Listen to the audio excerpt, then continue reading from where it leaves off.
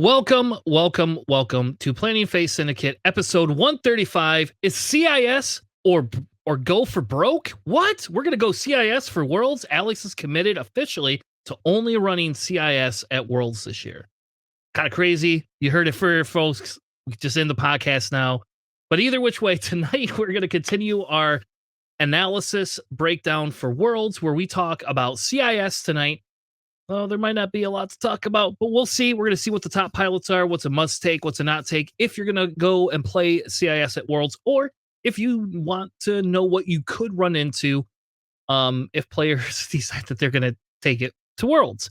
We're also going to be going over Battle of Endor, all the rest of the reviews. AMG officially spoiled last week after our podcast, of course, because they don't like us. But after our podcast, they released all the Empire ones. And then this week we had the Super Bowl, so we held off one day and we got lucky and they released all the Rebel ones. So after we do our CIS analysis tonight, we'll be covering all of the new pilots for your viewing pleasure. With that being said, why don't we bring in my co-host for tonight? Please welcome the bench warmer himself, Mr. Alex. How are you tonight, sir? Oh, I'm doing okay. I'm not flying CIS, by the way, at Worlds.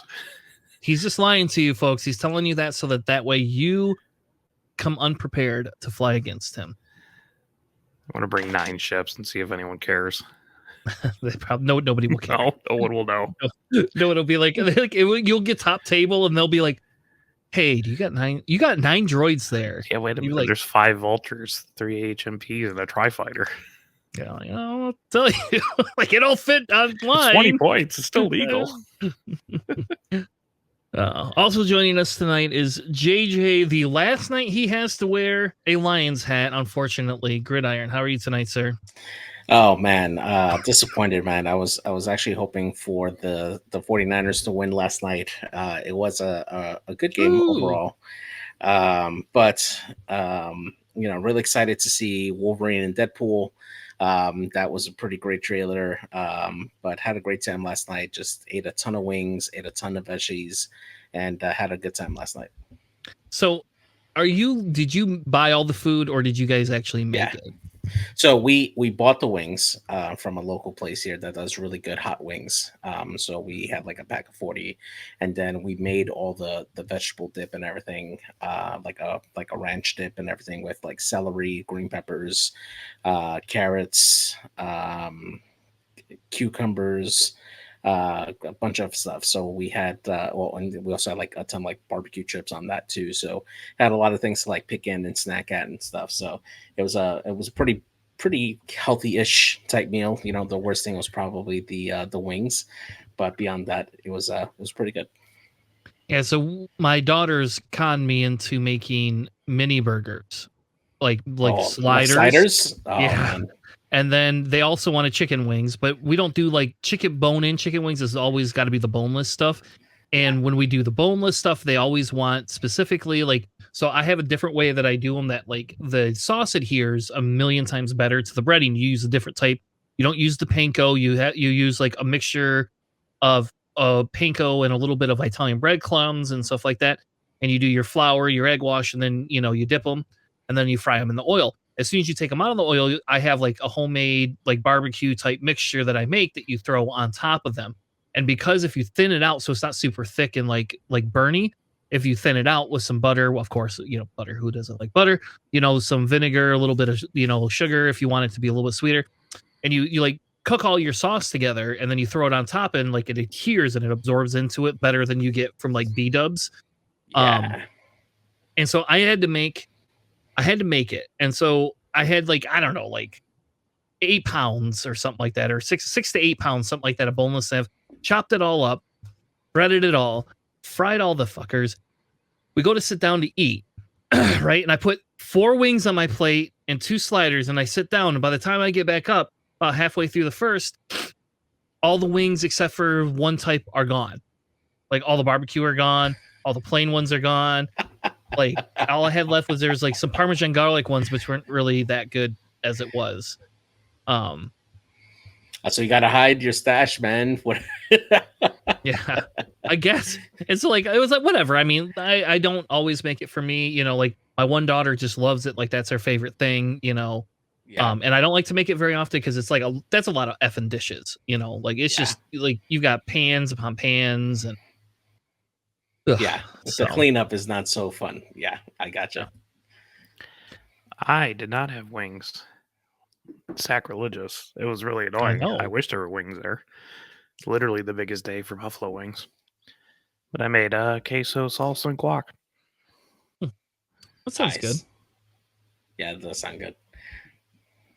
Yeah, we had chili the day before, and I was gonna save some chili for the thing, and then it's like, well, like, do you want wings or do you want like sliders and wings? Do you want chili or sliders and wings? Like, I think that I'll take the unhealthy option of the sliders and the wings. But that's just me.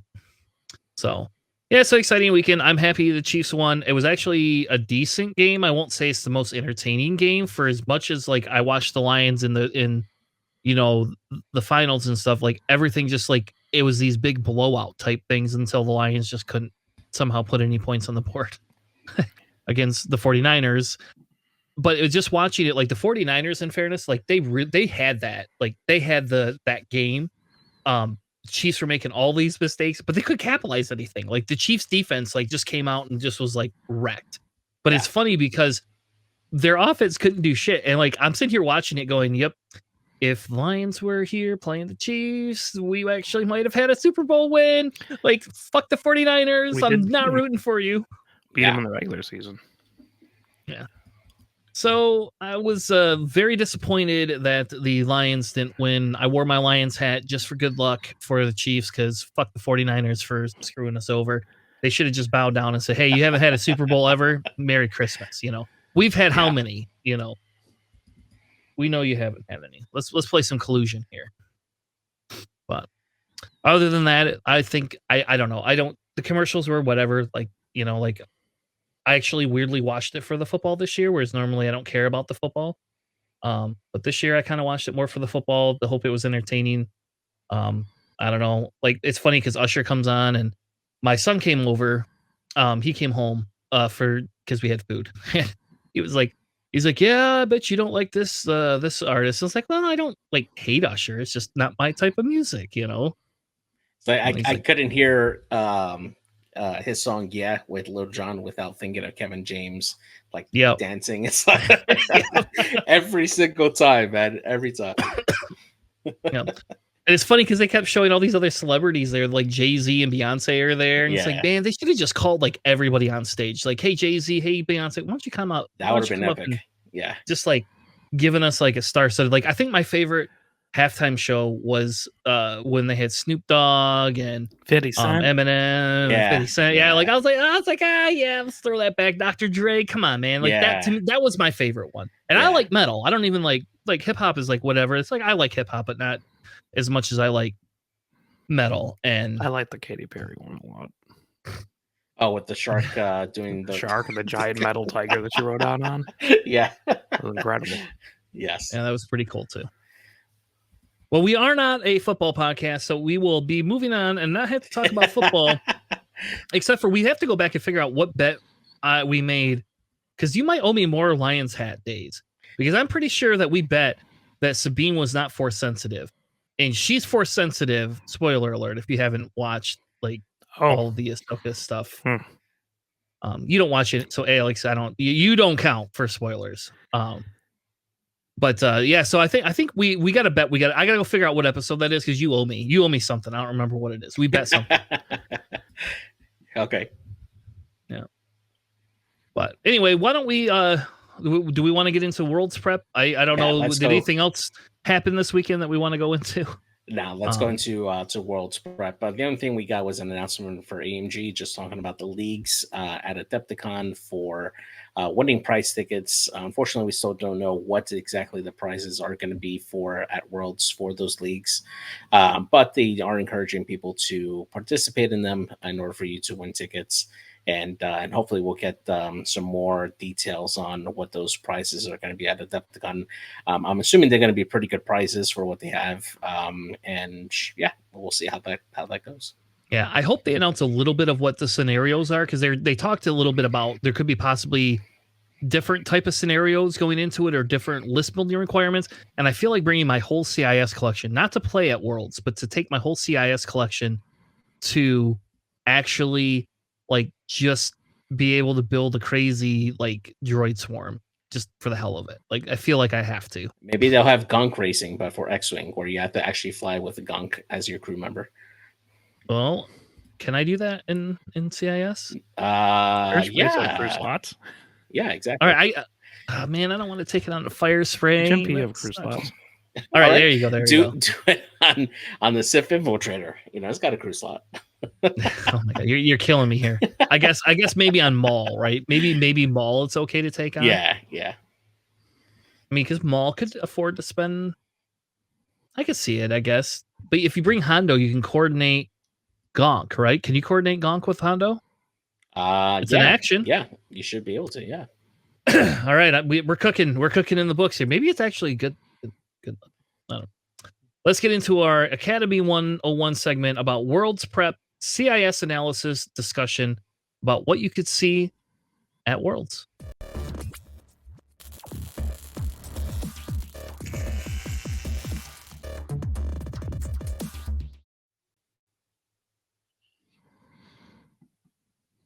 All right. Welcome back. We are doing Worlds Prep CIS analysis. I don't know. We did Scum last week. So we decided to do CIS. Not super 100% sold on all of the numbers for this, but we decided to pull together some of the numbers and then we could kind of talk a little bit about squad building and individual pieces that you could see. CIS unfortunately has a very low count for ships, right? Like, so the most taken list is obviously 2 fire sprays, and we're gonna say Dirge because I highly doubt it's Cad Bane. Yeah. I'm pretty sure it's Dirge there. So you got Rogue and 2 fire sprays are the highest taken list there, and they have a pretty high win rate of 52%. So I would say for 62 lists, that's pretty good, right? Yeah, that's actually really great stats for it. I mean, if I remember correctly, I believe Duncan Howard first did that archetype when he won with CIS. And then it kind of took off from there. We saw it appear more and more often in a couple of different events, making top tables there. And, we've always known since way before, the last points update that, double fire sprays were always very, very good. And having that third piece in with Dirge just makes it even more versatile for what it can do. Yeah, I mean, it was popular for a bit, but like it's dropped off significantly in terms of winning percentage. They have one of the charts in there for like the history percentile rank, and it like went from like 50% to like 23 dip. So I'm interested though to see if it matters which 2 fire spray pilots are in there. Obviously, we know that that Django is definitely one of those pilots, right? But we've seen variations with with Zam being the other the other fire spray, or Aura Singh being the other one, or even the Boba Fett pilot being one of them. So it's definitely interesting to see like the variation, how much that would affect the win rate with those. well, the points don't add up if you use Boba Fett or Aura. Oh yeah, fair Yeah, point. so Yeah, like point. it is literally Boba, Zam, and Dirge. Yeah. Actually, if you click on like the squad composition, it's 56 out of the 56 Separatist lists are Boba, Zam, Dirge. Not even like Cad. Or whatever one that one was to give them an extra die. The Magna Guard Protector. So it's it is literally like just bring like this is the only list for double fire spray and Rogue. Yeah, because you're right. You could technically bring Django or Zam and then one of the cheaper fire sprays, and then you could bring like Grievous, but we've not seen that. Like since they got rid if out I think if outmaneuver was still a thing, I think that there is a possibility that list could still be decent. I tried to run 2 fire sprays and T81, and Dirge just lives a million times longer. Yeah. You know, and I think some of the statistics here are a little bit skewed, right? Because we have squads from the other one, but we have 56 of these are representing by CIS. And you're right, Alex. It does drop off quite. I mean, it goes up from June being one of the top ones, win It's rate been on like a all the way steady down. decline. So why do you? So before we go too far, why do you think that is? Is it because people have learned how to fly against it, or have we found other things in the meta that are just better than this? Because let's see, right around November, December, that's when like the rack bomber list started getting more popular. So I'm not sure if that's just better against fire sprays, or like the people playing fire sprays decided to go over there, or if everyone in Separatist just gave up trying to fly this list. I think I would actually point more towards Lone Star Open when we saw Paul Heaver win with the ARC 170 list with Padme, and that particular list, I think, would do very, very well against this particular list, namely because you have more ARC 170s to help contest an assault, which is probably the strongest scenario for this particular list. You have plenty of token sharing and token denial, and if the fire sprays aren't able to steadily use tokens reliably or convert their focuses, namely Zam with Zam's ability to use target locks, if Padme ends up shutting that down, that severely impacts the ability for the fire spray to take out enemy ships or defend against multiple attacks if Padme is involved there. So I think that's probably when it really took a big dive. Well, Lone Star Open was there. July. Right, yeah, but the popularity of this particular list ended in July, going in like towards August. So that's where it started to really go down steadily from that point, I would say. I mean, I think the difference is we have more people flying it, so naturally we see a dip. Yeah. Like, I think naturally you get a dip, but it starts to drastically start to fall off. And I think if you look at popular loadouts, you know, the top one here is Dooku Notorious Contraband, which I don't actually agree with on Django. I don't know. The Count Dooku argument is all over the board. I think the problem I have is Count Dooku isn't secure enough. Therefore, I don't think I don't think you can use your force unless you're in a really good position with Count Dooku. But that's the more popular one. Weirdly enough, I think, you know, and again, it's the old debate of Notorious, right? Do you put Notorious on Django? Do you put Notorious on Zam? Really, you have to put it on Django, because if you put it on Zam, nobody shoots Zam. Like, let's go burn down Django and let's go burn down, you know, Dirge. Yeah. Yeah, if you're doing specifically the double fire spray list, I agree. I don't think I would want Notorious on Zam. Or Yes. yeah. Yeah, we're talking just this list. Just this archetype. Not, I think when you talk other archetypes, that's a whole different discussion, right? Specifically this one. Yes. Yeah. Same with just like Count Dooku is not always bad, but in this style of list, you have to be a lot more careful where you put it.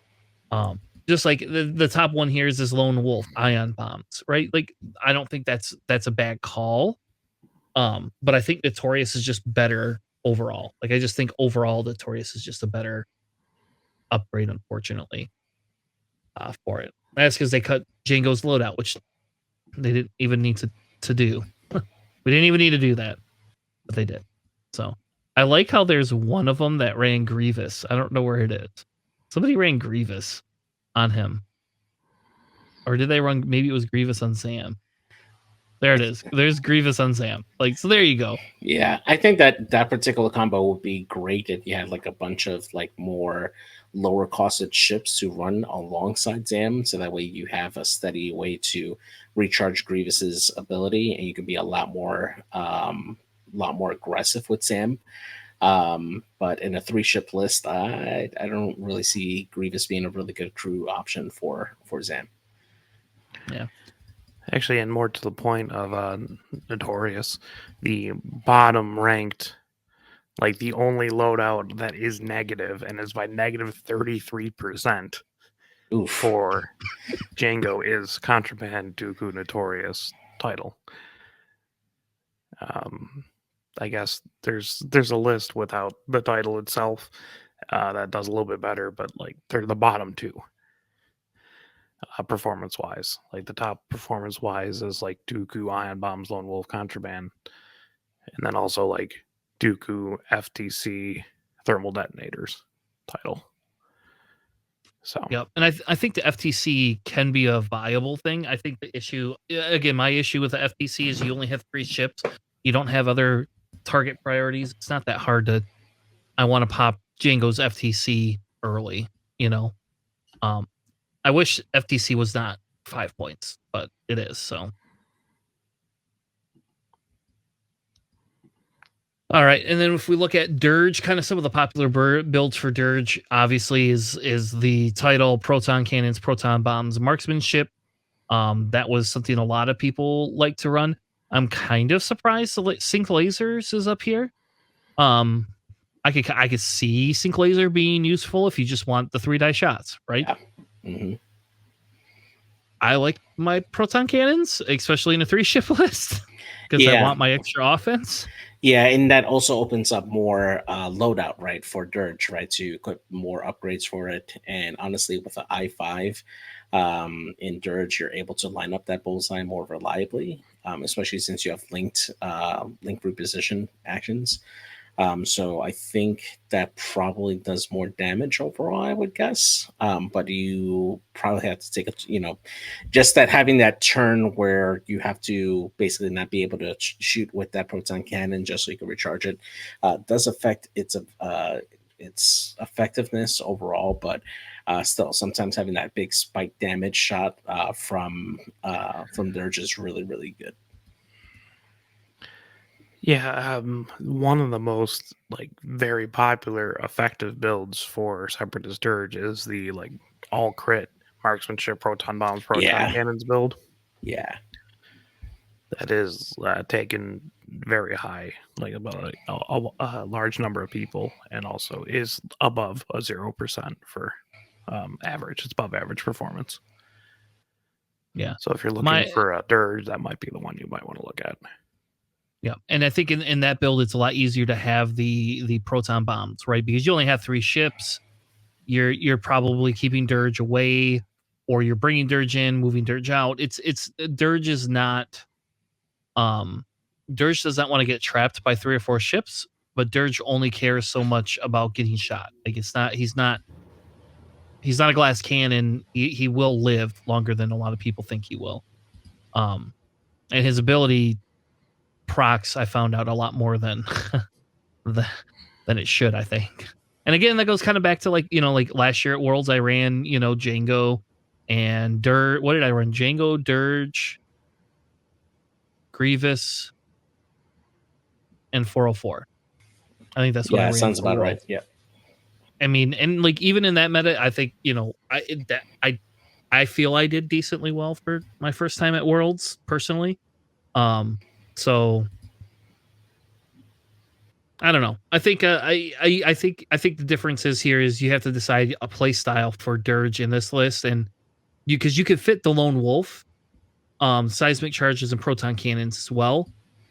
That's just weird, but you could do that, and you can also run proton cannons, Lone Wolf, and Contraband, which is more my preferred build in a 3-ship list. If you're going to widen that list, proton bombs or seismic charges is better.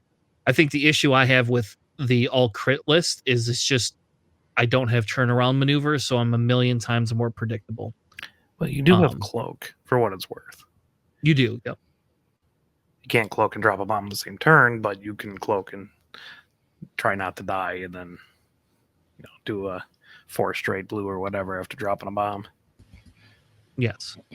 Yeah, I believe there's one event where it was that 3-ship list, and Dirge pretty much spent the entire game just cloaked and just setting itself up for like grabbing objectives and stuff. And it was very effective. Dirge is able to survive a lot longer, having those extra 2 dice on defense, and being able to reposition when needed.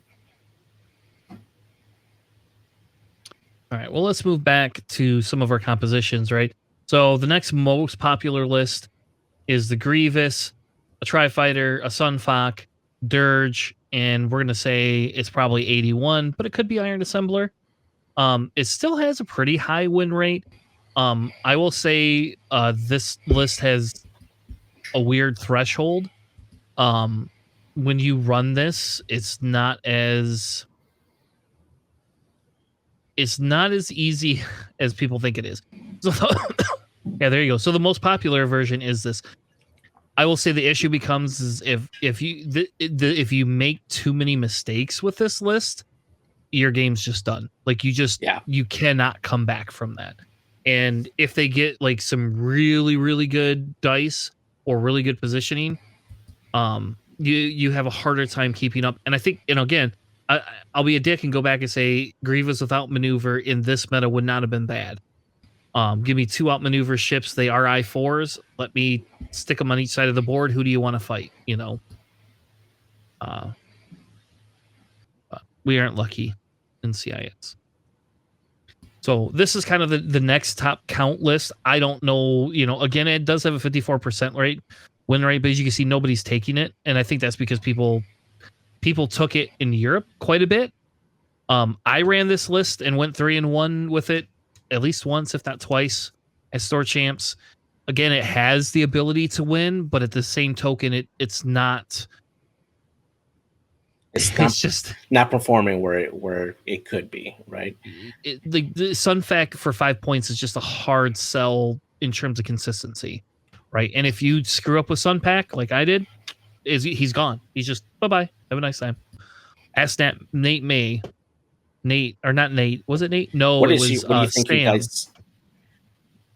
What do you think is the preferred build for Sunfac? What do you think makes him like the best overall version of him? Honestly, I like Gravitic and Snare targeting computer.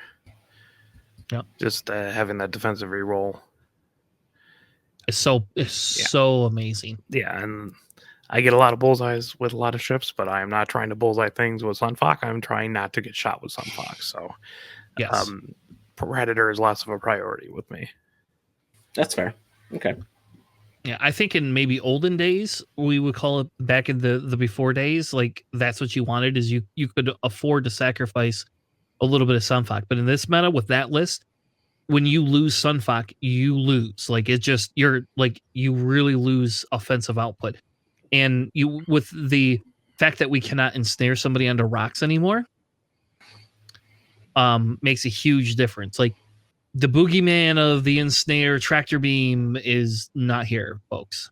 But I 100% agree with Alex. Like I think the targeting computer is a must, and I think ensnare, or a graphitic deflection is a must. I think ensnare is what we always run. We probably could look at something other than ensnare, but Ooh, no, really, no, it's I think ensnare is critical on that chassis. Now, the biggest reason why, right, is that you still can, at least for salvage, right, you can still carry a crate and still tractor yourself and then use ensnare. And Sunfac suffers no penalty for that, right? That still makes him, pretty. Yeah, he's actually like an incredible salvage carrier just because he doesn't reposition, and if he does, it's tractoring himself.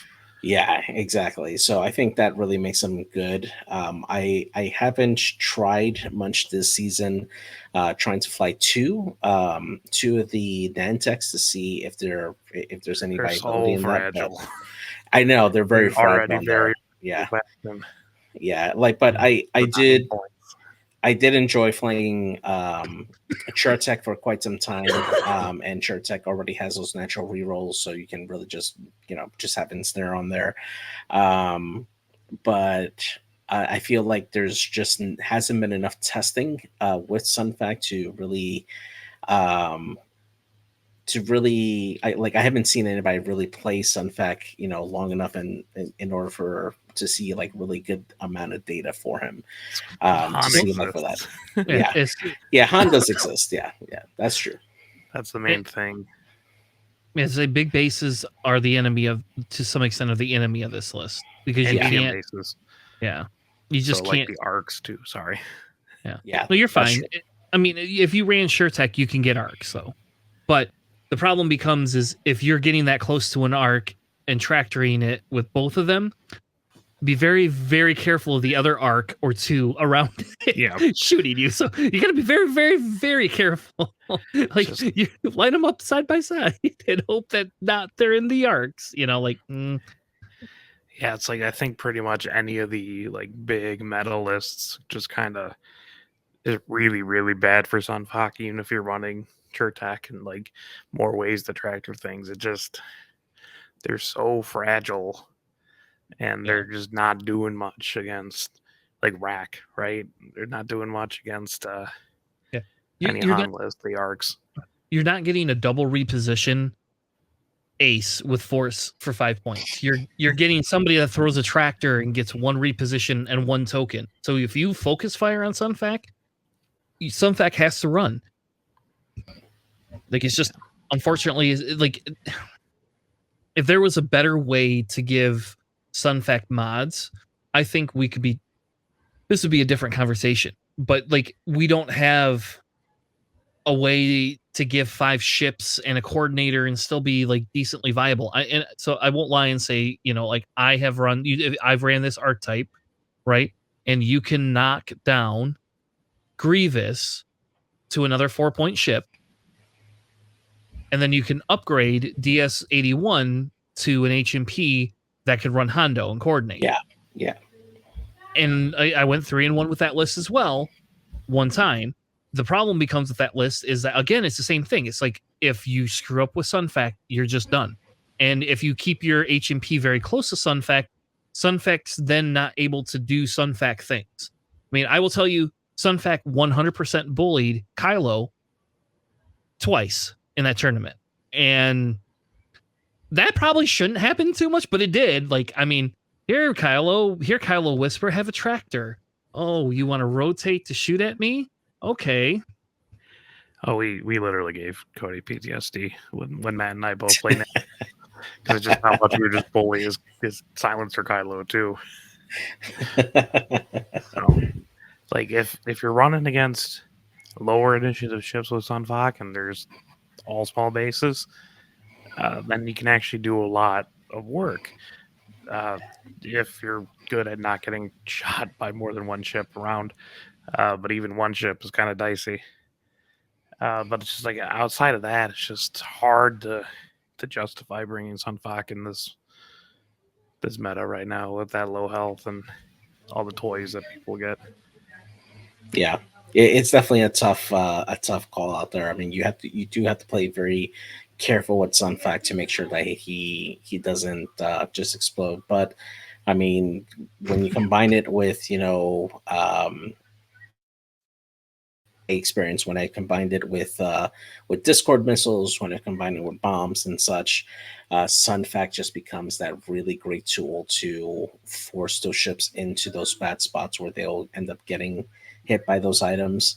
The large bases definitely are a problem for it, but if you're prepared to take the correct angle, you don't, and like you said, you don't always have to go for the bullseye with Sunfuck. Sometimes you just need to take those side arc shots, and you can just plink away until you can set yourself up for that big shot, and just prioritize your targets with Sunfuck.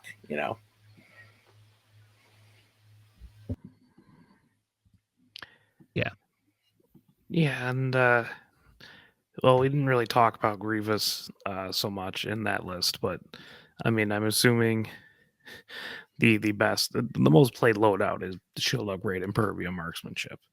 It's the most played and also the highest performing, so that should probably tell you something about that, right? I know some people have afterburners, but that Shield Upgrade just makes them really such a pain. Yeah, the afterburner. So I was the guy that ran afterburners for a long time, and the tricks only last so long as your I4. So yeah, woohoo, you can be a cool double repositioning I4 ship for 5 points. See if you get to do it twice a game. Okay, never mind. Don't worry about it. So it's Yeah, and having 8 health with between the Souls 1 title and the shield upgrade really makes it so it's like, do I want to actually try to go after Grievous, or should I just leave him alone? And that's a free 5 points if they just leave him alone. And Yeah. probably a lot more because Grievous can hit really hard if you're just ignoring him. Yeah. Yeah. So yeah, It's I've kind personally of moved awkward to be at 5. Yeah, and like I said, I've moved to the shield upgrade piece of it. You know, like it would be better. Like it would be a lot better if you could get Predator in there over the marksmanship. Like then maybe the afterburners would be a more discussion. And I'll be honest with you, the Prockets, like the Prockets work great against low initiative stuff only. Like it's just you're an I4. It just didn't work well enough. Like it does work. Don't get me wrong, but Grievous gets 2 green dice. So the problem becomes, you know, if you think about like somebody like a Blackout, right? Blackout can go in there, even if Blackout was an I4, Blackouts can still go in there, get that bullseye shot, and you still have the 3 dice, right? So even if you do spend your focus, you still at least have that extra green dice.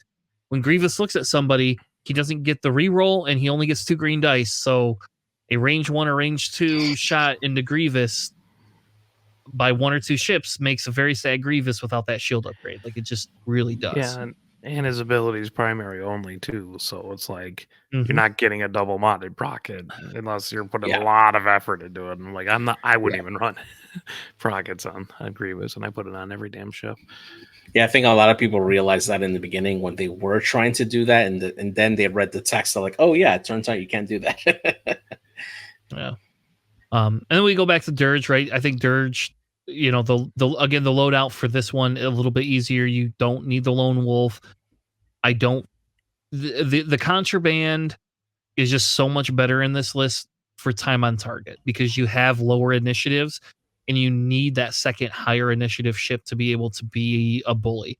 And I'm not going to lie and say that I have 100% had 3 stress on Dirge and gotten a proton cannon shot off, you know, with the 4 dice and 2 crits and 2 hits and been super ecstatic about it. But you lose your marksmanship, right? You know, Yeah. that's like the other downside to that is you lose marksmanship. You could be really gutsy and take this electronic baffle here, you know. I mean, like just start burning through your own health. I'm not recommending you do that personally. Mm-mm. But I have ran that as well, and I don't find that like when I need electronic baffle, it never is advantageous to run. And your tri-fighter, like I don't understand these stats, like why this it was ran by one person and it's got a 13%. Like, come on, folks. Like this athlete, it's T81 is a million times better to take than that other ship in this list. And that's because T81 gets rerolls and can do a lot of things. Yes, you don't get a calculate, but you're not able to share your calculates with anybody but one ship if you take the Aflac. That's it. That's just one ship. There's one ship you can trade your calculates with, and that ship half the time has independent calculates on it. So like, you aren't sharing with anyone. Yeah, I mean the other ship that people did consider for a bit too was Valen Das as well, which Valen just fell out of favor in favor for reroll droid. Yeah, Valen is good. I won't lie, but not as good as T81. So yeah, you lose one initiative, but I mean you do get outmaneuver and you get reroll. So I won't lie and say that and you get afterburners, right? So you have I'm going to afterburners in. I can then take a barrel roll and an evade if I want. So if I get shot, I could take the calculate and just sit there. There's just a lot of things you can do. T81 is actually my favorite 4-point ship I think in the game. And it's probably because it's the gamble ship, right? Like out of all the factions, this is the gamble ship because you're gambling that you can re-roll your shit and you're gonna roll evades, which doesn't normally happen, but it can happen sometimes. Well, say pretty much every time I've ever played against that droid, I've killed it in 2 shots. Yeah. Well, when we were at Michigan GT, I had this droid, and who did I play Poor that played Marcos. this Soontir? Yeah. So Marcos comes in, and his Soontir dances in the corner and like avoids, like, in fairness, did very well with Soontir, avoiding getting shot, but did nothing. And reroll droid comes in, kills Laurier. See ya, have a nice time, Laurier. Sucks to be you. And then here comes Soontir with like a one hard barrel roll, and then like gets the focus, and then like rolls 4 dice into the stupid droid and murders my droid in one turn. It's like, oh, that's sad. Yeah. Anyway, so I don't know if there's much to talk about. I don't think the droid, like DS81, whatever. Take that, Iron Assembler if you're going to live on rocks. DS81 if you actually want offense. So, because with the Iron Assembler, you cannot take the independent calculates and the energy shells any longer. Yeah. Whereas you used to be able to do that. And DS81 is an I3, and you have the ability to turn crits down. Like, folks, don't forget that ship has an ability, and it is pretty amazing when you have 2 calculates and only one person shooting at you. Any more than one in your whatever. And you're carrying a crate. Yeah. Yeah. I mean, Yeah, that. I mean, it's just still kind of weird to spend a calculate to change all the crits to hit results. Like, No. Okay, so somebody rolls hit crit, and you roll 2 greens. because you mod their dice first, so you have to spend your calculate regardless of what you roll, like before you roll,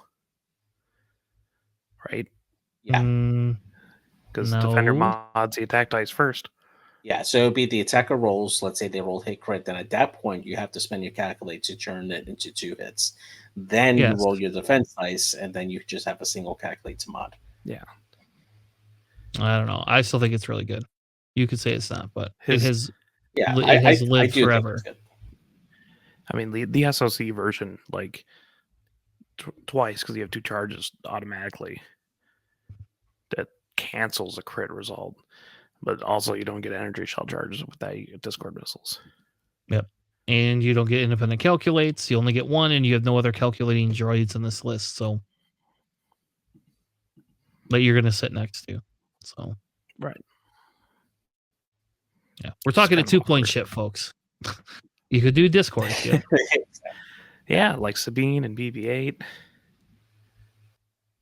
Yeah, 2-point ships. Yeah, I know. Some other factions have good 2-point ships, not CIS. I have Bosk, for what it's worth. All right, Bosk is actually pretty good though.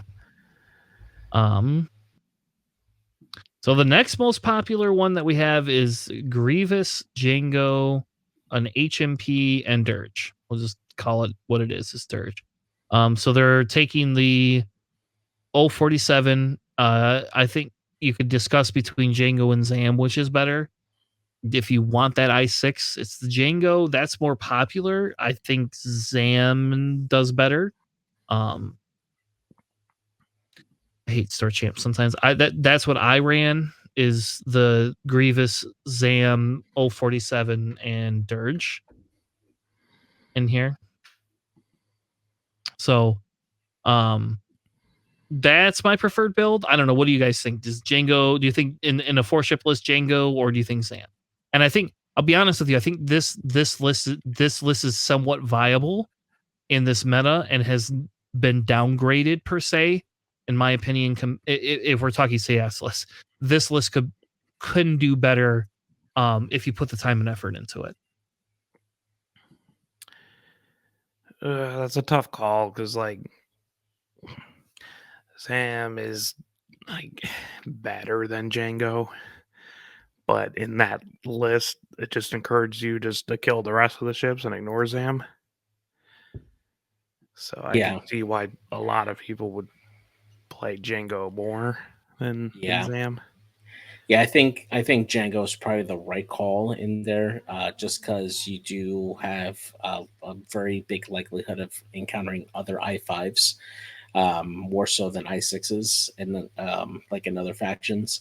So having Django being able to move last and shoot first in those matchups is very, very key. All right, so you feel Django is going to be better, even though you get the double tap with Zam. Yeah, I mean, don't get me wrong, right? Having that big offensive like power in Zam is good, but at the end of the day, if Zam ends up rolling too many blanks, or getting the wrong crit, Zam can go down fairly quickly. Being able to arc dodge your opponent with the boost on the fire spray at I6 is huge to limit the amount of attacks that are coming back into the fire spray.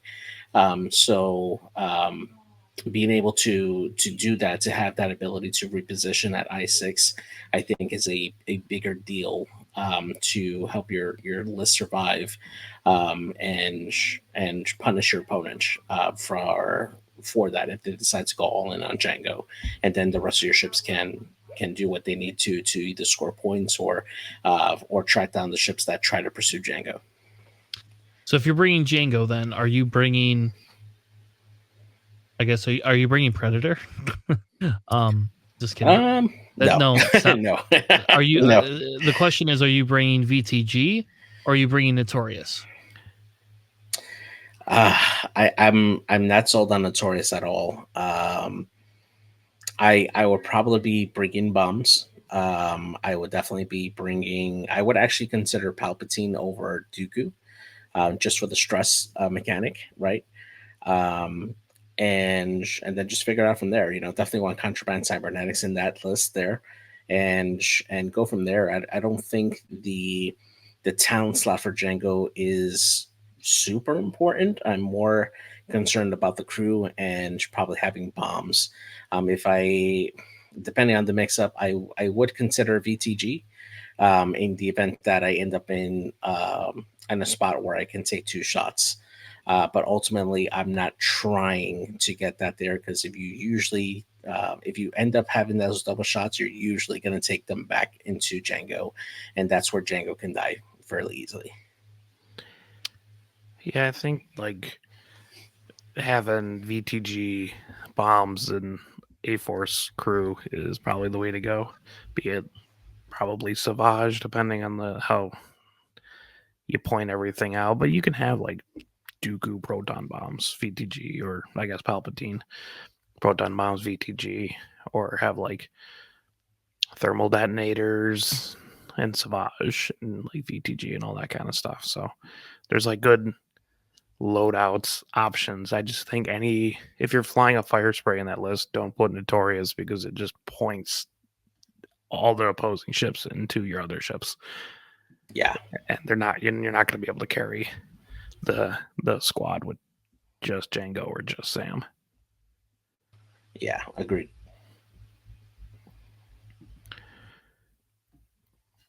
All right. This person ran Procket Grievous. So there you go. I must have ran my been in the tournament that ran before June 3rd. I wonder if he considered the June meta, June the beginning. Yeah. But I don't know. It's CIS, right? Like we went over some of the top lists. Like, do you feel this list can be a contender, right? Because you can swap that 3-point out, by the way, and go back to what we went for with Worlds last year. You can run 404. It is a thing. You can do that. Well, we didn't really talk too much about 047, like the loadouts on them. Like the most taken one is Kraken, and also that's like above average performance. But like Hondo is almost minus 10%, below average. But also like the highest performing one is like cluster missiles, Kalani. But you could also see I prefer cluster missiles and energy shell charges. And that's a pretty common one as well. Yeah, and I think the big issue with 047 and a lot of the lists, right, is they want you to have locks on them, right? And Django's okay with locks, but Zam's not usually a locking, gal. She doesn't always lock in, depending, I don't know, I guess she can, but depending on, what you're facing. Grievous doesn't take locks very often. Dirge doesn't take locks all the time. Like it can, but it does not. So I think that's the problem is without that offense, that 047 has to have something. Energy shell charges are great because you just got to calculate. You just take your calculate and you're all set. Yeah, I like You the know? energy shell charges because you shoot you have a calculate, you shoot, you get your 3 dice, and like a crit mod with your calculate, but then you get the target lock and you set up cluster missiles next turn. Yeah. So do we think that squad, like, again, it's only been ran 12 times. Do we think that that's a viable? I mean, it's down in the 27th percentile. Yeah, I was gonna say honestly, I don't think this list is particularly No, it's incredible. It's at 54%. Yeah, I think it needs a lot more reps to really fine tune like what it needs to do in order for it to be successful. And it might have some good bones in there, but just rearranging maybe some of the pilots or some of the upgrades might make it a little more efficient and maybe a little more viable for CIS. Yeah, it just seems like really awkward to the fly, and like it doesn't seem particularly good in any like objectives or even just playing objectives, but it doesn't have enough offense to just murder things off the board. So it's kind of I don't know. I'm not sure if it'd be a viable separatist list if there, is one. I want to know who the heck's running this list. We have 5 HMPs and a Vulture Trike. Like that's a lot of money. That's a lot of money tied up in that list. That's like when Joel. I love Joel, but that's like when Joel went out and bought a bunch of Tri-Fighters to run a bunch of Tri-Fighters, and it's like, okay, like they're fun and they're cool, but they're just gonna die. Like they're all low initiative, man. Like they're gonna die. I played him in the first round, and he had that Tri-Fighter list, and I had Falcon Poe, and just absolutely annihilated him. And then he goes on and win a store champ with Falcon Poe and plays for Team USA, right, with Falcon Poe. Yeah. So sometimes it works. Yeah, I'll take credit for that one. I know, because it's funny because you murdered him with Poe, and then round 2 he had to fly against me, and I was running that Zam list that we just literally the list we were just talking about with Zam, and then it's just like Zam can double tap and kill a Tri-Fighter and the turn, and it's like, oh, sorry, your Tri-Fighters just like when they don't roll good, they just don't roll good. I don't know what to tell you. Like you get one mod, that's it. I don't know. I think we could talk in detail other times some of the failings of CIS. I don't know how much we should spend time on. So I think when we've talked about Sunfac, we've talked about we haven't talked about Tri-Fighter spam, but I don't know, like, do we really want to go into that? Do we feel that's popular enough that we're going to see it? I just don't know that people are going to invest $150 in a list. Yeah, that's the one thing I want to say. Like, yeah, sure. I mean, there is the potential for that list to do well. Obviously, you got a lot of cheap 3 agility ships that can do fairly well on offense. We've seen some variations of it do fairly decently, but they're very, very, very dice dependent. And for the cheaper ones like the I3s and I4s, you're not going to be arc dodging much. You're going to be relying a lot on your dice in order for you to be effective. You can supplement that with having a tactical droid carrier, either in the HMP, which is probably preferred, or even in a Belbalob. But at the same time, if you don't have that and you're trying to like put 5 of them on the table, that is a pretty big expense in order for you to do it there. Eventually, your dice luck will run out. You might get a one shot a few times. So it is very dice dependent, but it does have the potential to be very, very good. So it just depends, really. Fair enough. All right. Anything else that we want to cover in CIS? I think we technically haven't talked much about HMPs, and we really haven't talked much about. I mean, we have talked about rogues. I think another list that's never really been running in a tournament is 3 rogues and Django, or 3 rogues and Zam. Like I feel like I actually ran that, and like minus Django mistakes, I probably would have won that game. I think there's viability there. I ran 3 Rogue Zam for a little bit. Yeah, you're the one that gave me lists, so I had to run Django because I had to run Django because the league bounties. I had to get my bounty, which Sperry, when the fuck am I getting my bounty? How about that? I don't know. Like, so do we want to talk about that? I don't know what else is there really to cover. Like, I think we've covered what you're going to see in CIS. I think you could see swarms. So I do want to take a minute with that, right? Because I think that the person who's been the most successful with swarms is Isophane, right? We see him run a swarm of vulture droids with a tag droid runner, I believe Seer, and she's done pretty well with that. He's dedicated himself to play that particular list for a few years now. Do you think that there is viability still with that old archetype in CIS? Nope, not at all. Yeah, didn't he switch off of it too? Didn't he go to Resistance? Yeah, he's moved on.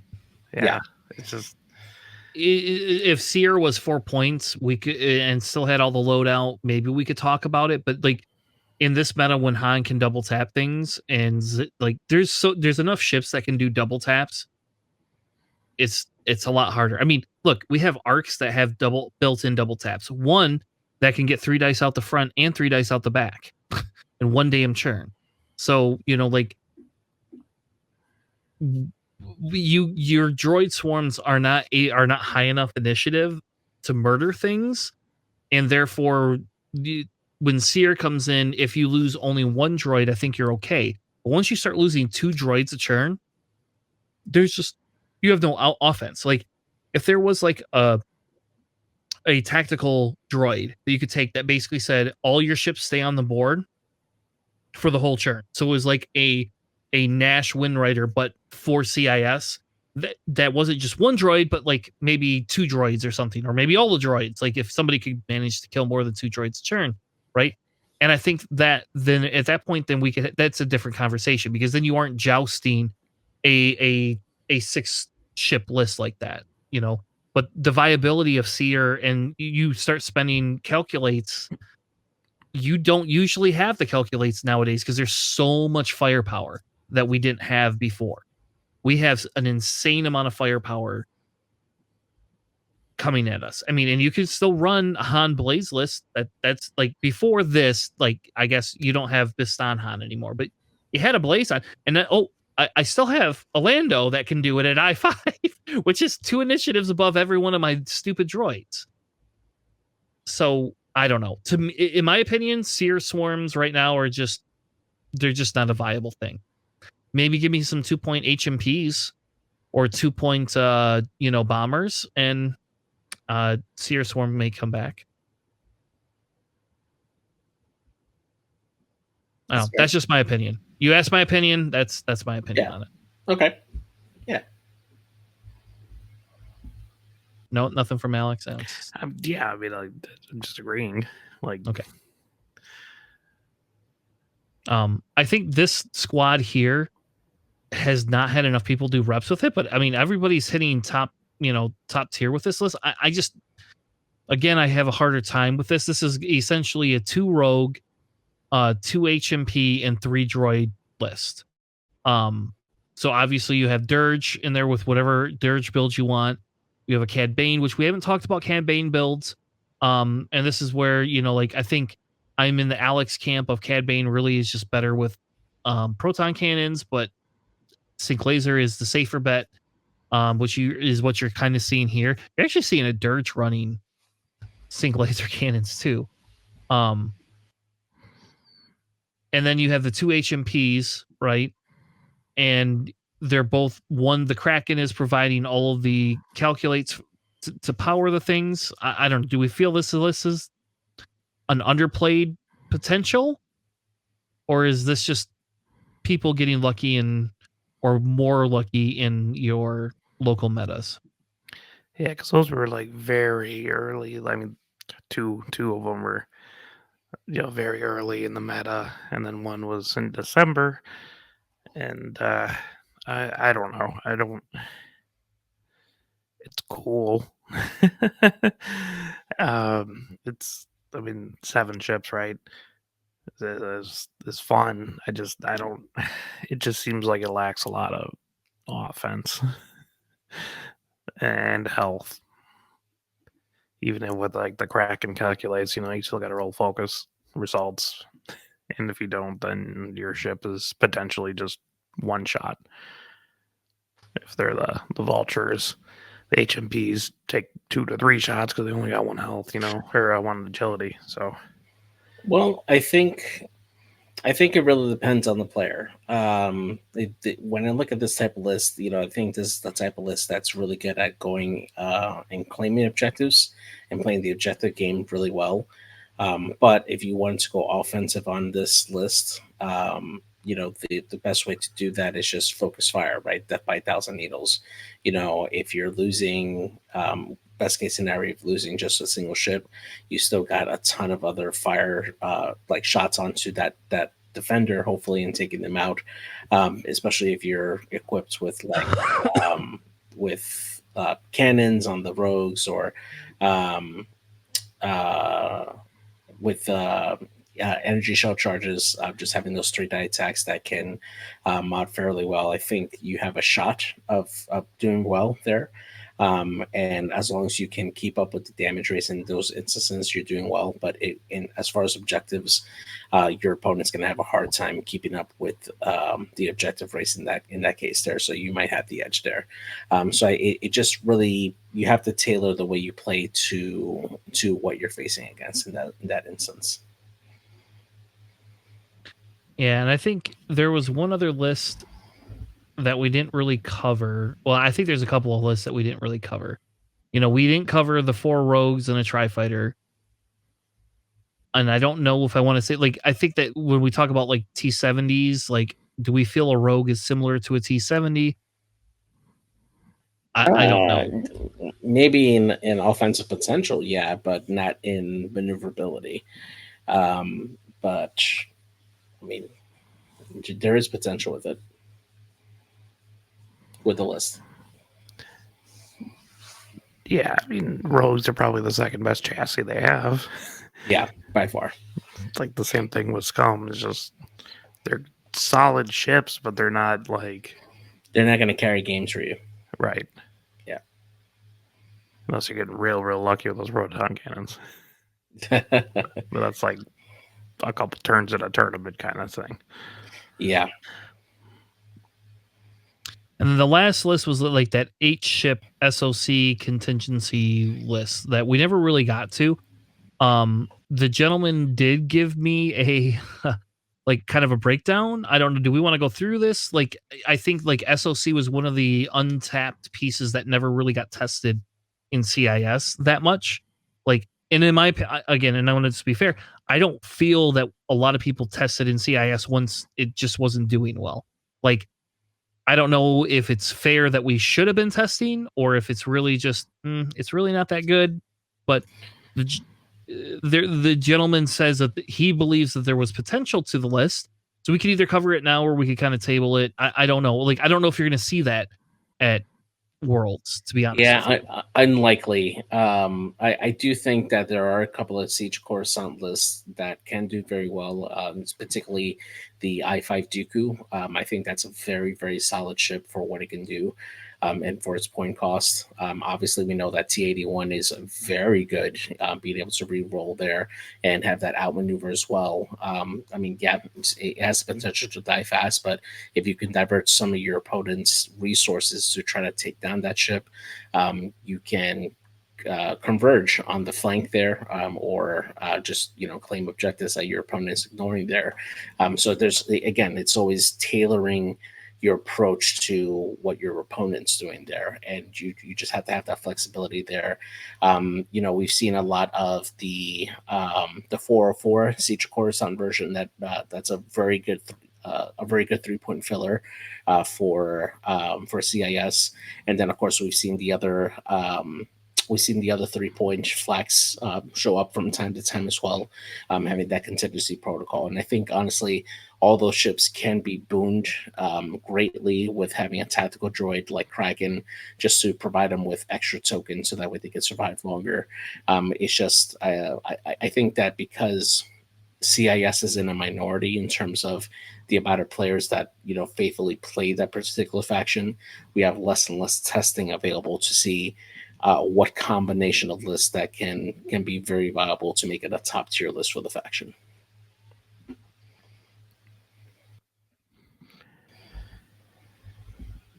Yeah, I don't know. I just a lot of SOC stuff. It just seems a little under tested to start drawing a lot of conclusions. I don't. I mean, like Dooku was okay. The meta before last year's Worlds. I'm not sure. It's just there's a lot of awkward point building in Separatists because like your 5-point ships is like they're good enough to take, but they're not good enough to like get a quality return every time. Like a Grievous, like you're not getting Boy Luke levels of return. I mean, even a normal other 5-point ship that's not like Boy Luke is like the best. You're still, if you run like 9 nub in resistance, right, you're still gonna get 5 points worth. And Grievous is still kind of like, or like especially like Sunfox. Sunfox just like, ooh, I might get 5 points or I might just get absolutely demolished. So it's awkward like point totals that makes it difficult to have a cohesive list. It's kind of the same thing with Scum.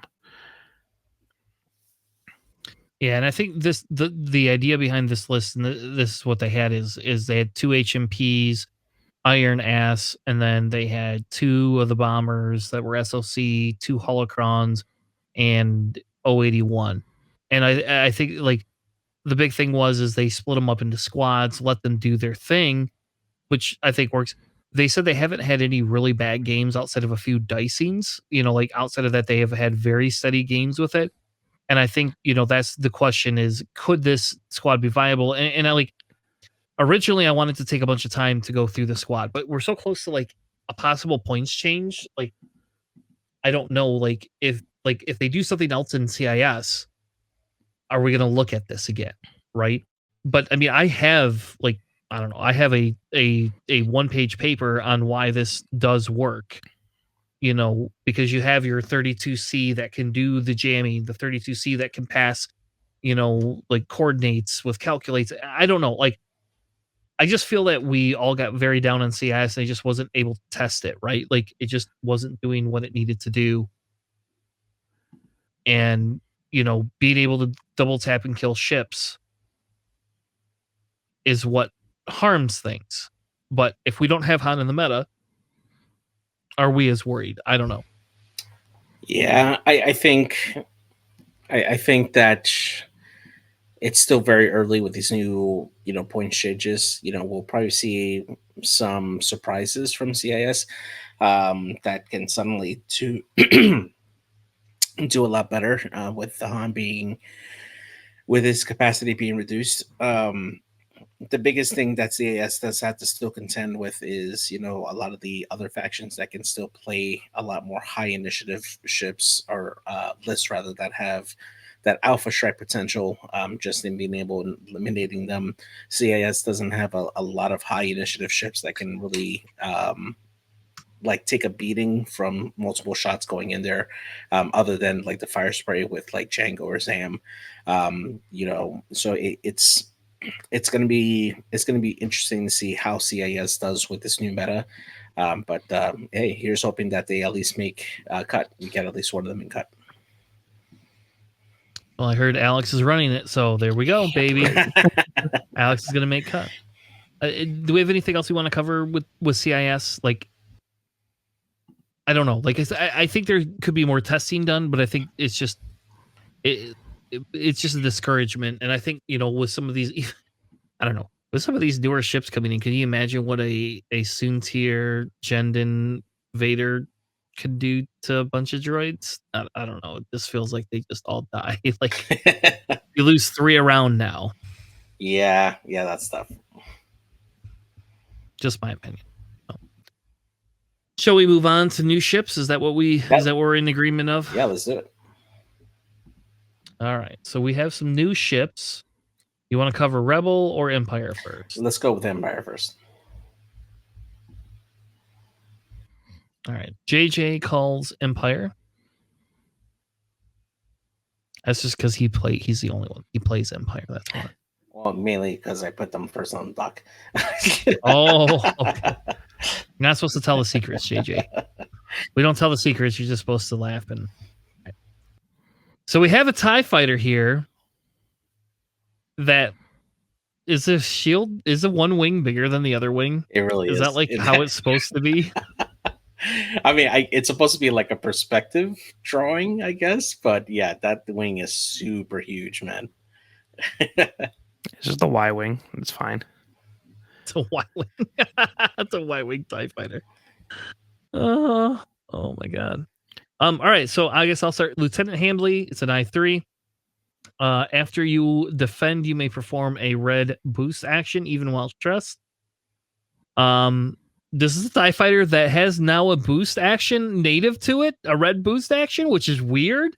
But I don't know if you ever played a TIE fighter, but you only get 4 blue maneuvers on the whole dial. So go ahead and take your red boost, I guess.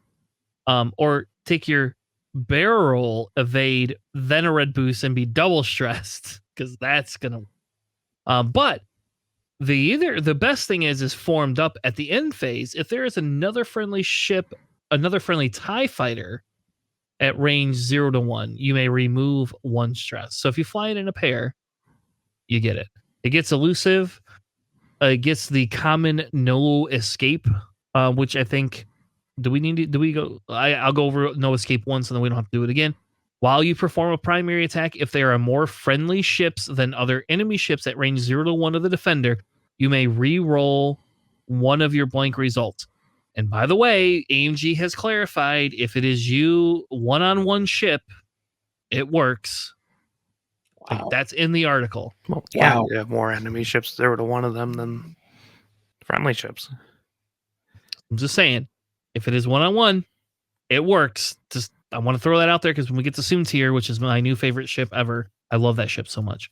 That it makes a difference. Then they also have this thing called Collected, which is after you perform a primary attack, you may spend 1 focus token to gain 2 evades. So if you roll natties on your 2 dice, you can spend your focus token. I mean, you also have no escape, right? True. So you do get a reroll. You do. You do get the 1 reroll if you're very close up and haven't died by that time. What is this 3-point ship?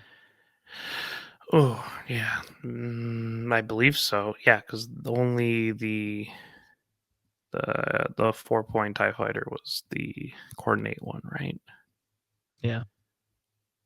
Miranda is the only 4.1, 4.1, I think. He's 3. He's 3. 10 Hellspeed is 3. Yes. You also get an extra hull upgrade. I mean, it's not bad. Yeah. I don't know. I don't think this is a bad ship, but I at I3 I don't know. I think formed up is really cool. But I mean, to get that you're boosting and you have no mod. So unless you're coordinating this damn ship before it moves. So I like Vizier, I guess, loves this ship because Vizier can ailerons and then coordinate. Yeah. But I don't know about anybody else loves this. So, I mean, honestly, you have the TIE Interceptor Commandant Goron that's able to take off stress tokens at the start of the engagement phase and then provide them with an evade token. I think that's a very solid wingmate for this. The other TIE fighter that would work really well would be Howlrunner. Howlrunner wants to be within range 0 to 1 of the other TIE fighters to provide the rerolls there. So that makes it an excellent wingmate for Hellspeed to be in there. And the other part that we kind of missed too is that these TIE fighters have the barrel roll linked into Red Evade as well.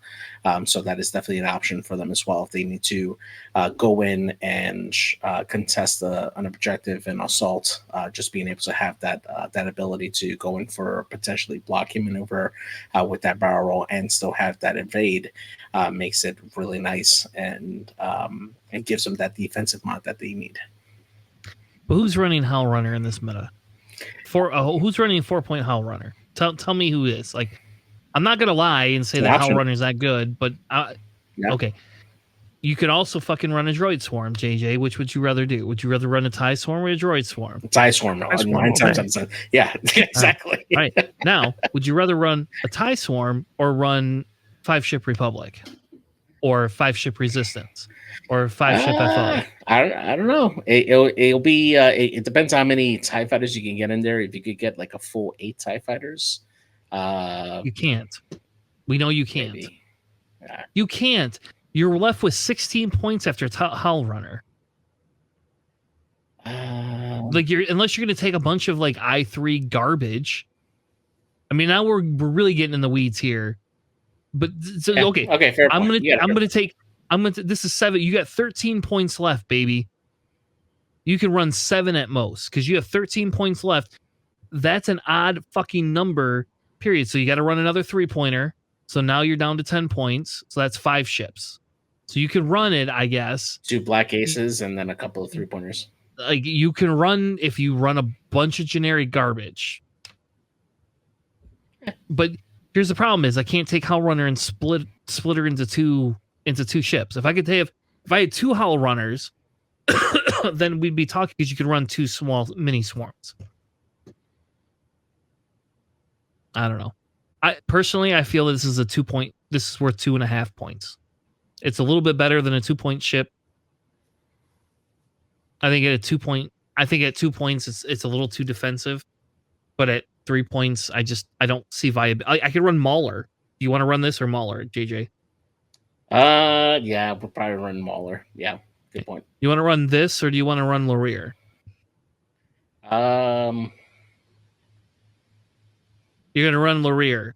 Laurier is an I3 too that gets all crazy bendy moves and has 3 outplay. So I'm gonna move on unless anybody feels differently because I feel this is an overcosted.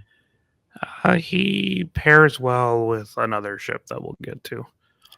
The next one on there, Alex. No, what's the next one ship? after it? Oh, Miranda. Major Miranda. All right. Yeah. Miranda. Do we want to skip to Miranda? Alex, what does Miranda do? Okay, Major Miranda. And why is it? And why do I want why do I want this 4-point ship? Yeah, the problem is that it's 4-point ships. But Major Miranda is an I5. It's got a shield as well as 3 hull.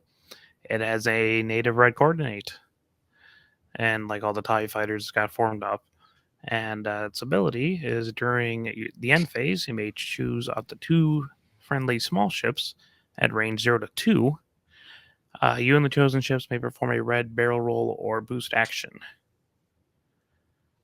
So you can actually do that, and then at the end phase, lose your stress token if you're 0 to 1 of another friendly TIE fighter. It has no escape like all the other ships. It has Ruthless and Swarm Tactics. So you can Swarm Tactics something up to I5, which works well with Lieutenant Ebsley because you get to shoot, and then you can do the collected. Spend focus, gain 2 and evades. So can I ask a question here? Does AMG just go, if I give you a pretty good ship, I could just give it to you at 4 points. Can I cut the shield down to a hull and maybe get rid of the red coordinate and say this is a 3-point ship? I mean, the end phase repositioning is pretty cool. You do get a lot more boosting small ships. Like Vader's a small ship, right? So you can have a red boost action with Vader at the end of the turn, which is pretty cool.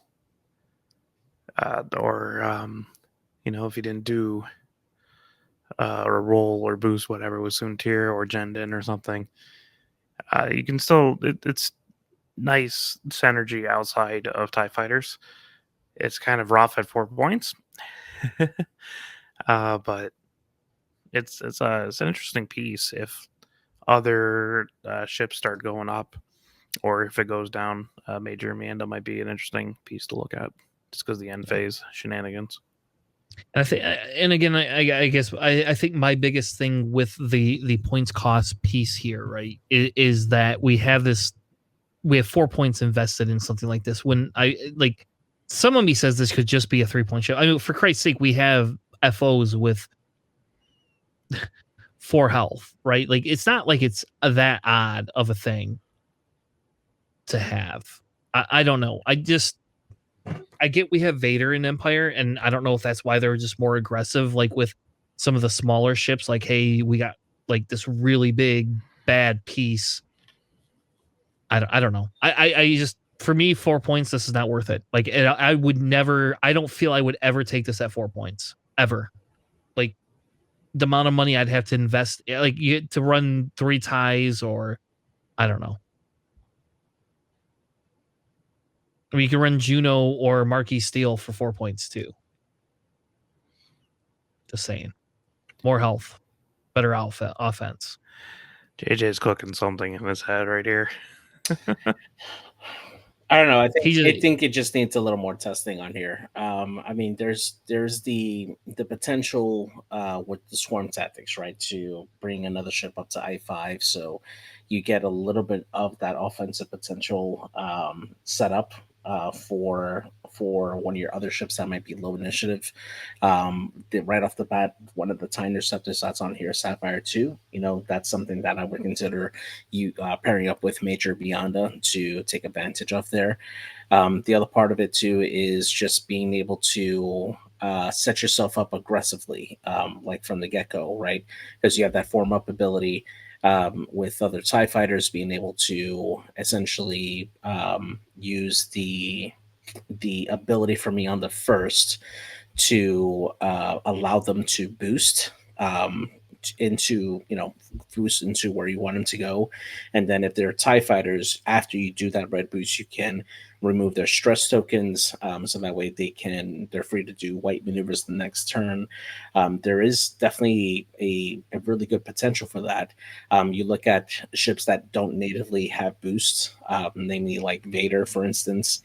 If he runs out of those afterburner charges, or you're trying to save them for later on in the match, being able to do that boost, assuming that you have a good avenue for Vader to clear his blues later, or clear with a blue maneuver later on, that offers some extra flexibility for Vader that he normally didn't have on there, because Miranda's ability again helps out small ships. It doesn't specify TIE fighters or TIE interceptors, so it does offer that flexibility for that maneuverability portion in your list, and combine that with swarm tactics, you can really push that aggressive feel for your list there. So I think that's where it lies on there.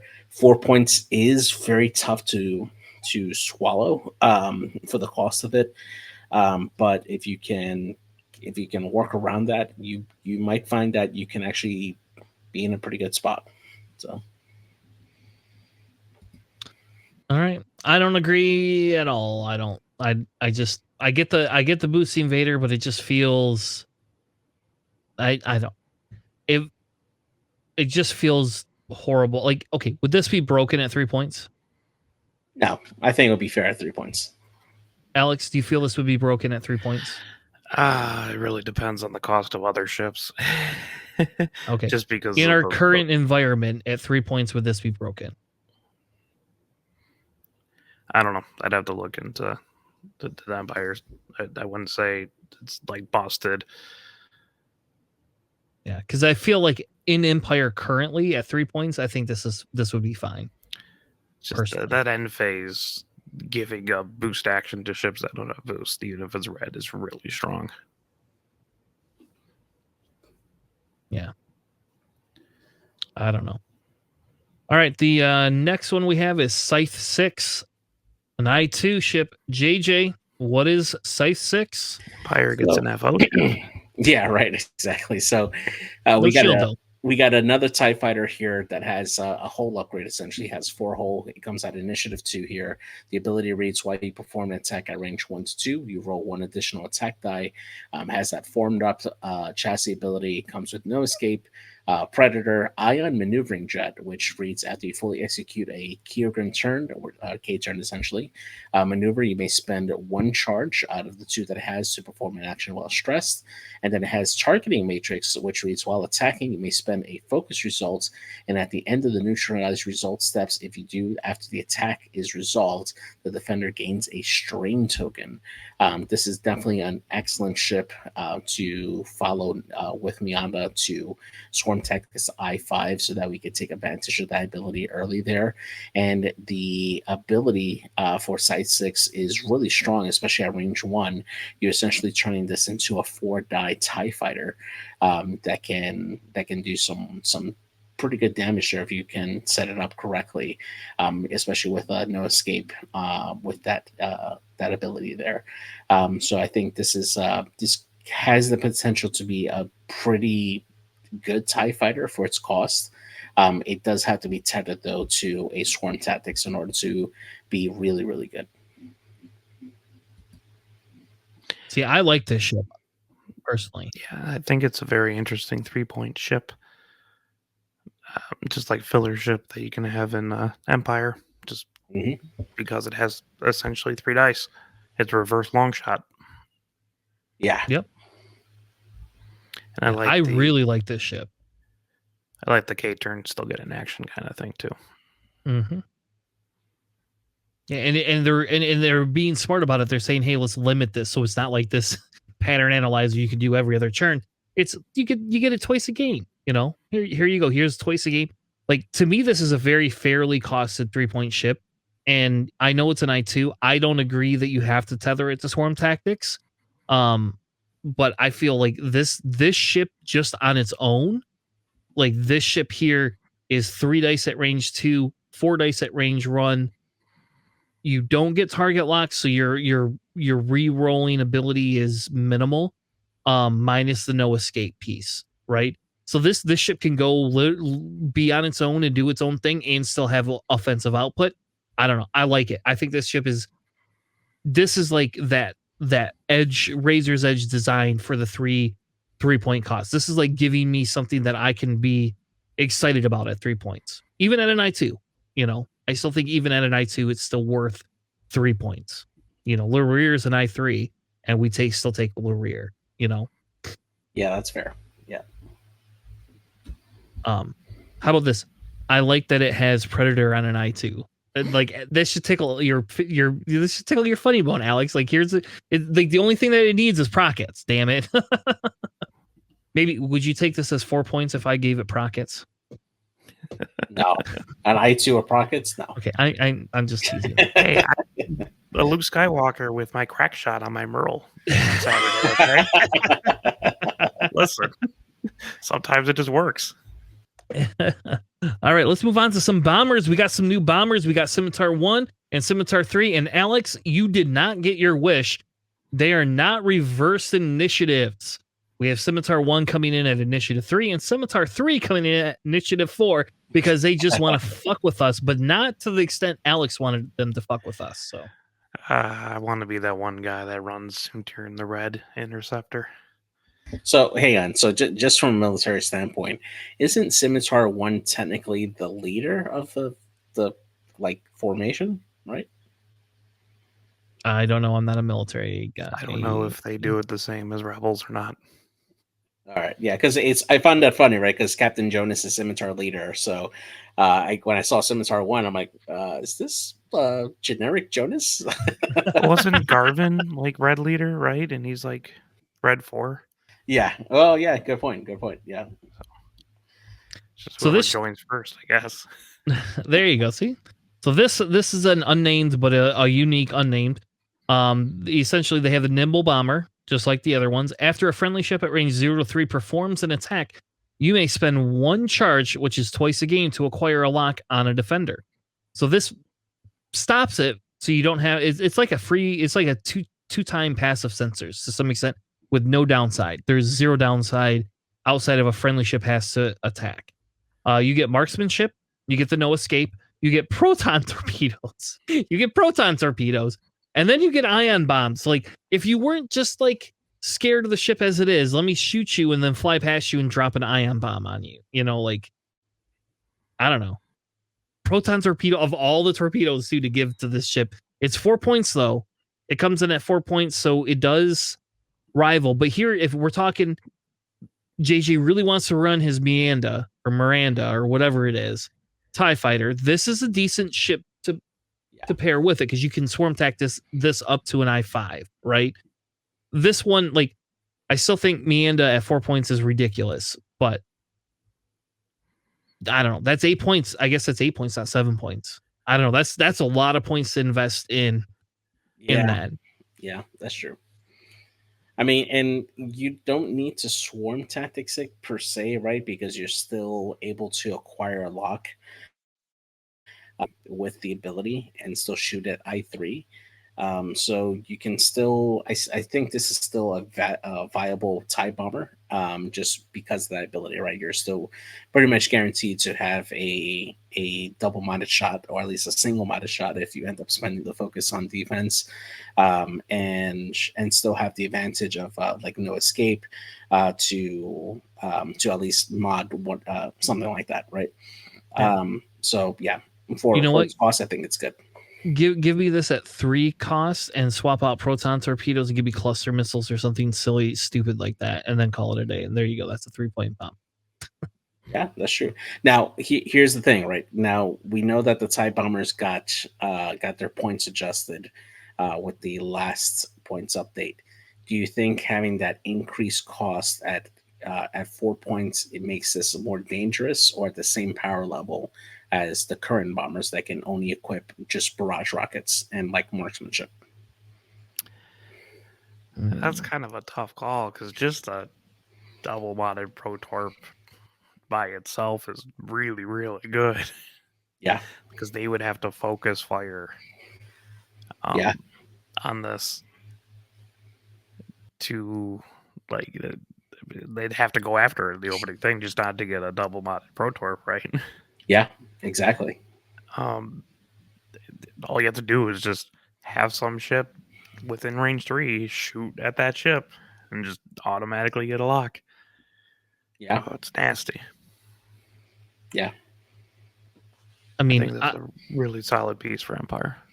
Yeah, I think for 4 points, this definitely rivals some of those. Like, to me, this rivals Jonas now. Like, do you really want Jonas, or do I want a Protorp bomber? Right? Like, Jonas means I'm investing in other bombers. This means I don't have to invest in any other effing bomber. I can literally run whatever I want in that list. I don't know. I like this ship too. I think it would be cooler if they gave me cluster missiles and let me have it at 3 points, but you can't have everything, Tanner. So, you know. Yeah. I like it. I like proton torpedo bombers. I think it's like a spicy take that you could have. Yeah, this pack seems to have a lot of really nice, just inherent double mods in most of its ships. Yeah. Both on Empire and Rebel side. All right, how about that Scimitar 3, Alex? It's a little bit different. Yeah, Scimitar 3 is an I4. It has the normal chassis ability of Nimble Bomber. Its ability is after you drop a bomb, you can spend one of its 2 charges to perform a boost action. It has no escape, like everything. It has Parting Gift, which we'll see a little bit later on as well. That is when you are destroyed before you are removed, you can spend 1 charge on an equipped bomb upgrade to drop or launch a bomb using the 1 straight or bank template. And also has proton torpedoes and proton bombs. And this is also 4 points as well. So can I ask a dumb question? Like, did they really need to specify it could be or bank templates? You have Nimble Bomber. You like, we already know that. You don't have to tell me that twice. Because you could launch with the bank templates. Okay. That's why, because the Nimble Bomber only is for dropping a device. Yeah, exactly. Got it. Okay, fair enough then. I like this for 4 points too, though. To be honest with you, like, it's a little bit boosty. is probably not as good as the other one because the other one gets the free mod, right? But I don't know. I still don't hate this for 4 points. I'm not terribly thrilled by it just because you're not getting the double modded Protorps. Yeah, I mean, you do have to work at getting the proton torpedo off a little more with this one. I mean, sure, it's initiative 4, but against the I5s on resistance, or with the like Vader, enemy Vaders and stuff, that's going to be a little harder to do. But still, having a very good proton torpedo and proton bombs, and the ability to get into a better position to potentially reach out and grab that proton torpedo, it has its uses, but I'm still probably sticking with like Reimer or Tomax over this particular ship.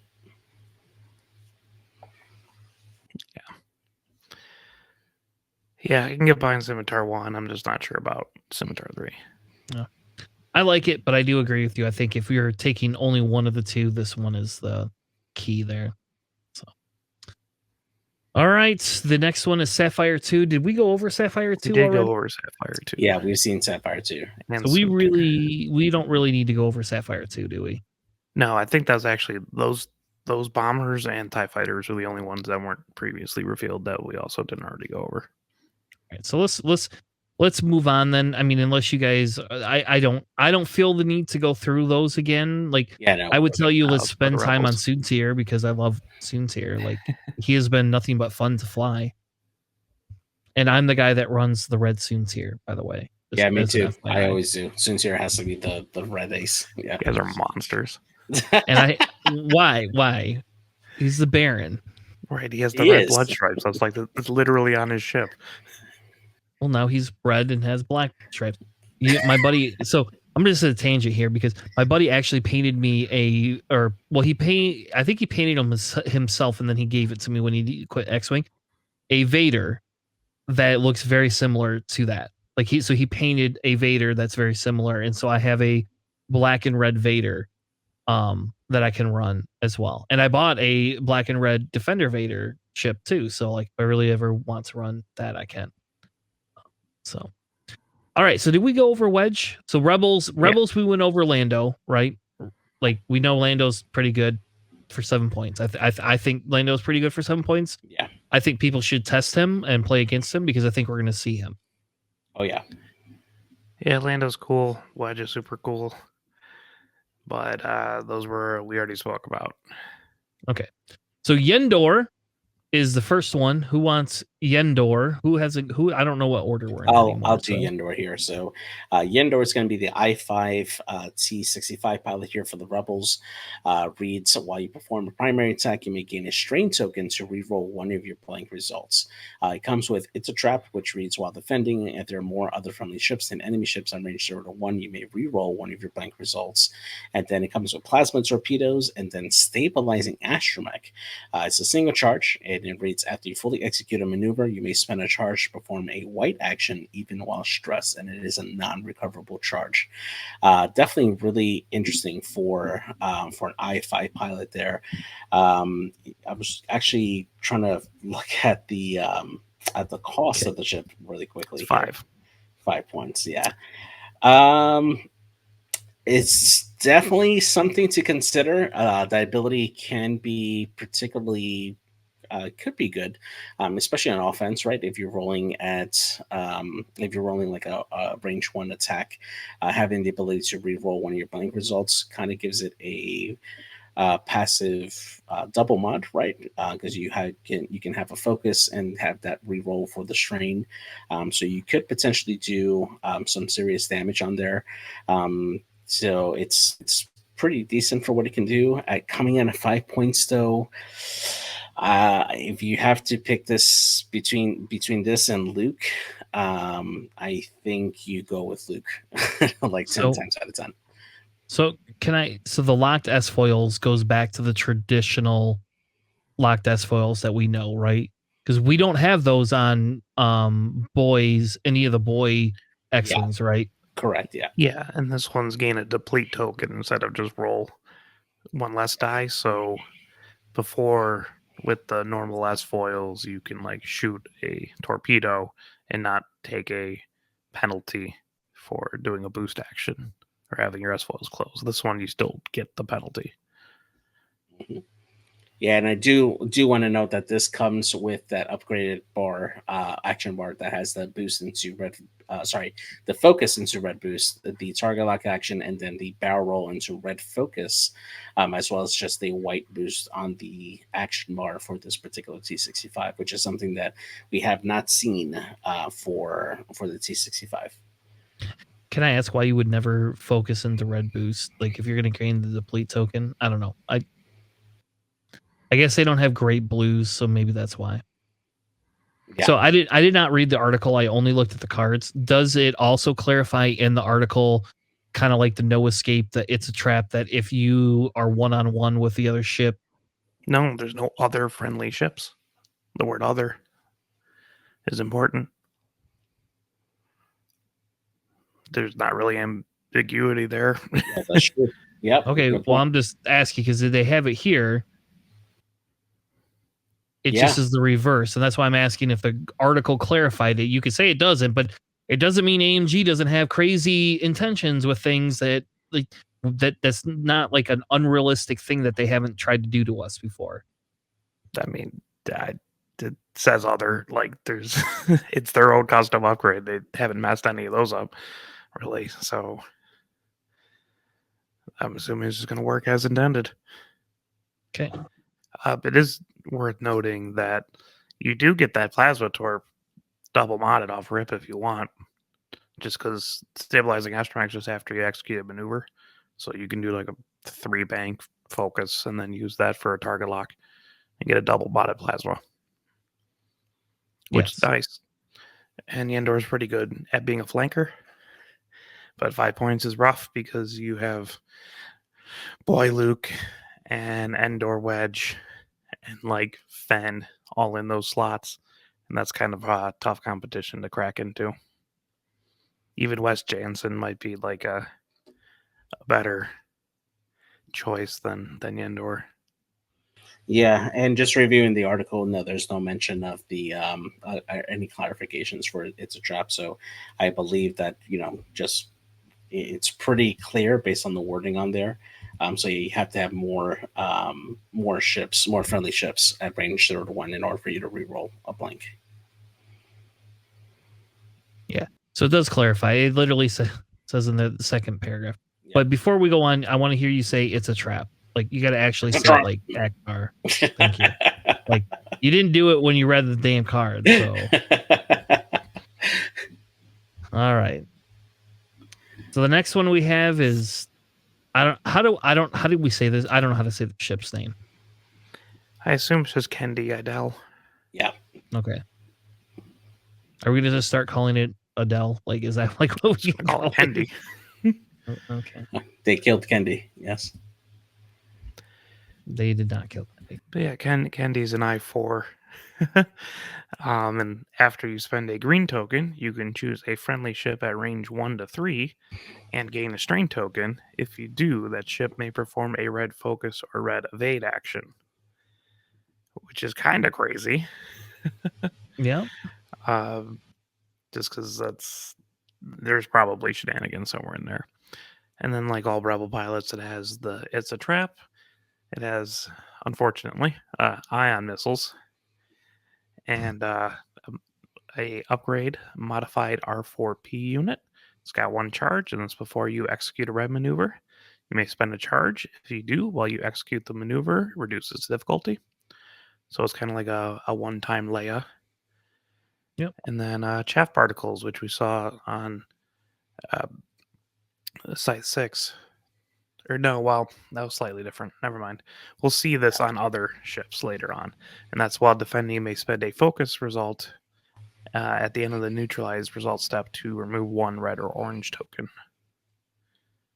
And which could be that.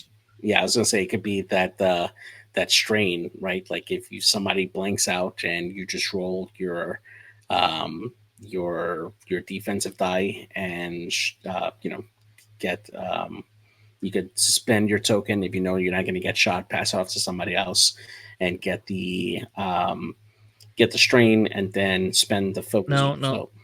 That wouldn't, no, because isn't it after the neutralize step? So like technically, Oh, you at would the only end of be the neutralize. rolling. Yeah, good point. You're only rolling one green dice, and you roll your one green Yeah. dice, and then you want to get rid of the strain. You already got rid of it because you only rolled one die. Well, no, because your ability would happen when you spend the green token. So you would gain the strain token after you've already rolled your green dice, right? And then you can spend the token and send it over to one of your friendlies there. Obviously, I think this is a pretty good chassis to run along with Hera. This is a pretty decent Heratani substitute in there. I actually might replace. So Heratani would be what? Benthic 2 tubes, Hera. Usually we see Boudica, we see Luke in there, and then Sabine. I would almost change Boudica for this just so you can have extra tokens to pass around. But yeah, I mean, just testing. Is this 4 points or 5 points? It's 4. Yeah, 4 points. So this feels a little bit better at 4 points than that last ship, right? Yeah. Except for the ion missiles. Like, I don't know. I'm not a big ion missile fan. Like, if it was ion torps, like, why at least give it ion torps, right? You know, like, yeah, I could get behind ion torps. I just can't get behind the ion missiles, I guess. They have their uses. I mean, I've used it a lot with the starter pack Vader, but at I4, not so much. I would definitely like to see this flown with the other I4 pilot that likes to share their tokens too. That's a hell of a list there to like just constantly pass around tokens everywhere and never really lose any. Man. Yeah, I mean, if you run Garvin and Heratani, that's kind of what you get already. So exactly, Garvin. Yeah. Is this better than Garvin? No. Okay. I guess it kind of depends on the list. Garvin's got an APT, which is really nice. Yeah. But this lets you take red evade actions just by defending, and that's really good if you're like Luke or Fenn or and any of the popular kind of ships, especially if they don't have an evade action like the Fangs. Yeah. All right, let's keep moving. We got A-Wings next. We got Arvel. Is this your favorite new ship, Alex? Oh yeah, I mean it's not good, but it's great. I like to think of this as a good way to fly against wreck. So, what is Arvel? What does Arvel do, and why do you like him, Alex? Okay, so Arvel, still an I3, has an extra shield now, 2 all 3 shields. I like that. Yeah. By the way, I think that's cool. All of these A-Wings have vectored cannons, so I'm actually wondering if they're going to reprint the bases so they don't have the filled out area in the front. I don't know. It's just probably be a print and random play. thought. Yeah. But while defending, you may gain a strain token to change one focus result to an evade result, which is cool. It has a trap. It has prockets. It also has the slam action, and that comes into play. Also, I should also say that all these Arvel has a role linked to red focus. Yeah, that's new, right? That's not on normal A-Wings. Right. And it like your vector cannons can be your boost, blue maneuver, and then you could barrel roll focus. Yeah. So you're kind of getting double reposition, kind of. Yeah. At an I3. Yeah. Yeah, at an I3. Or but you can yes. triple reposition it with your slam if you somehow manage to do that. Yeah, right. That comes into play with the heroic sacrifice because Arvel is that one ship that just flew straight into that bridge. So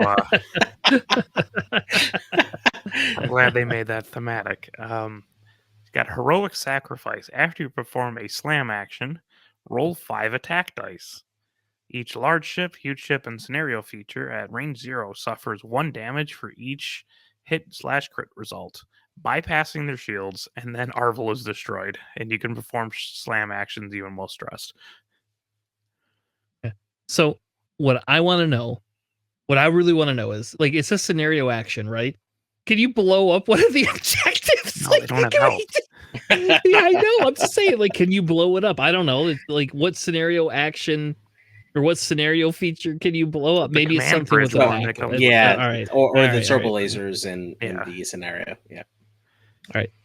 So obviously, this ship's specifically designed for this scenario, like 100%. Yeah. Yeah, Arvel But- also costs 4, so that's a tough buy. here's Yeah, okay. here's a free 4 points for you. But if you're on 1 health, though, think about it this way: if you're Yeah, on 1 yeah. health, Yeah, you absolutely just slam into something.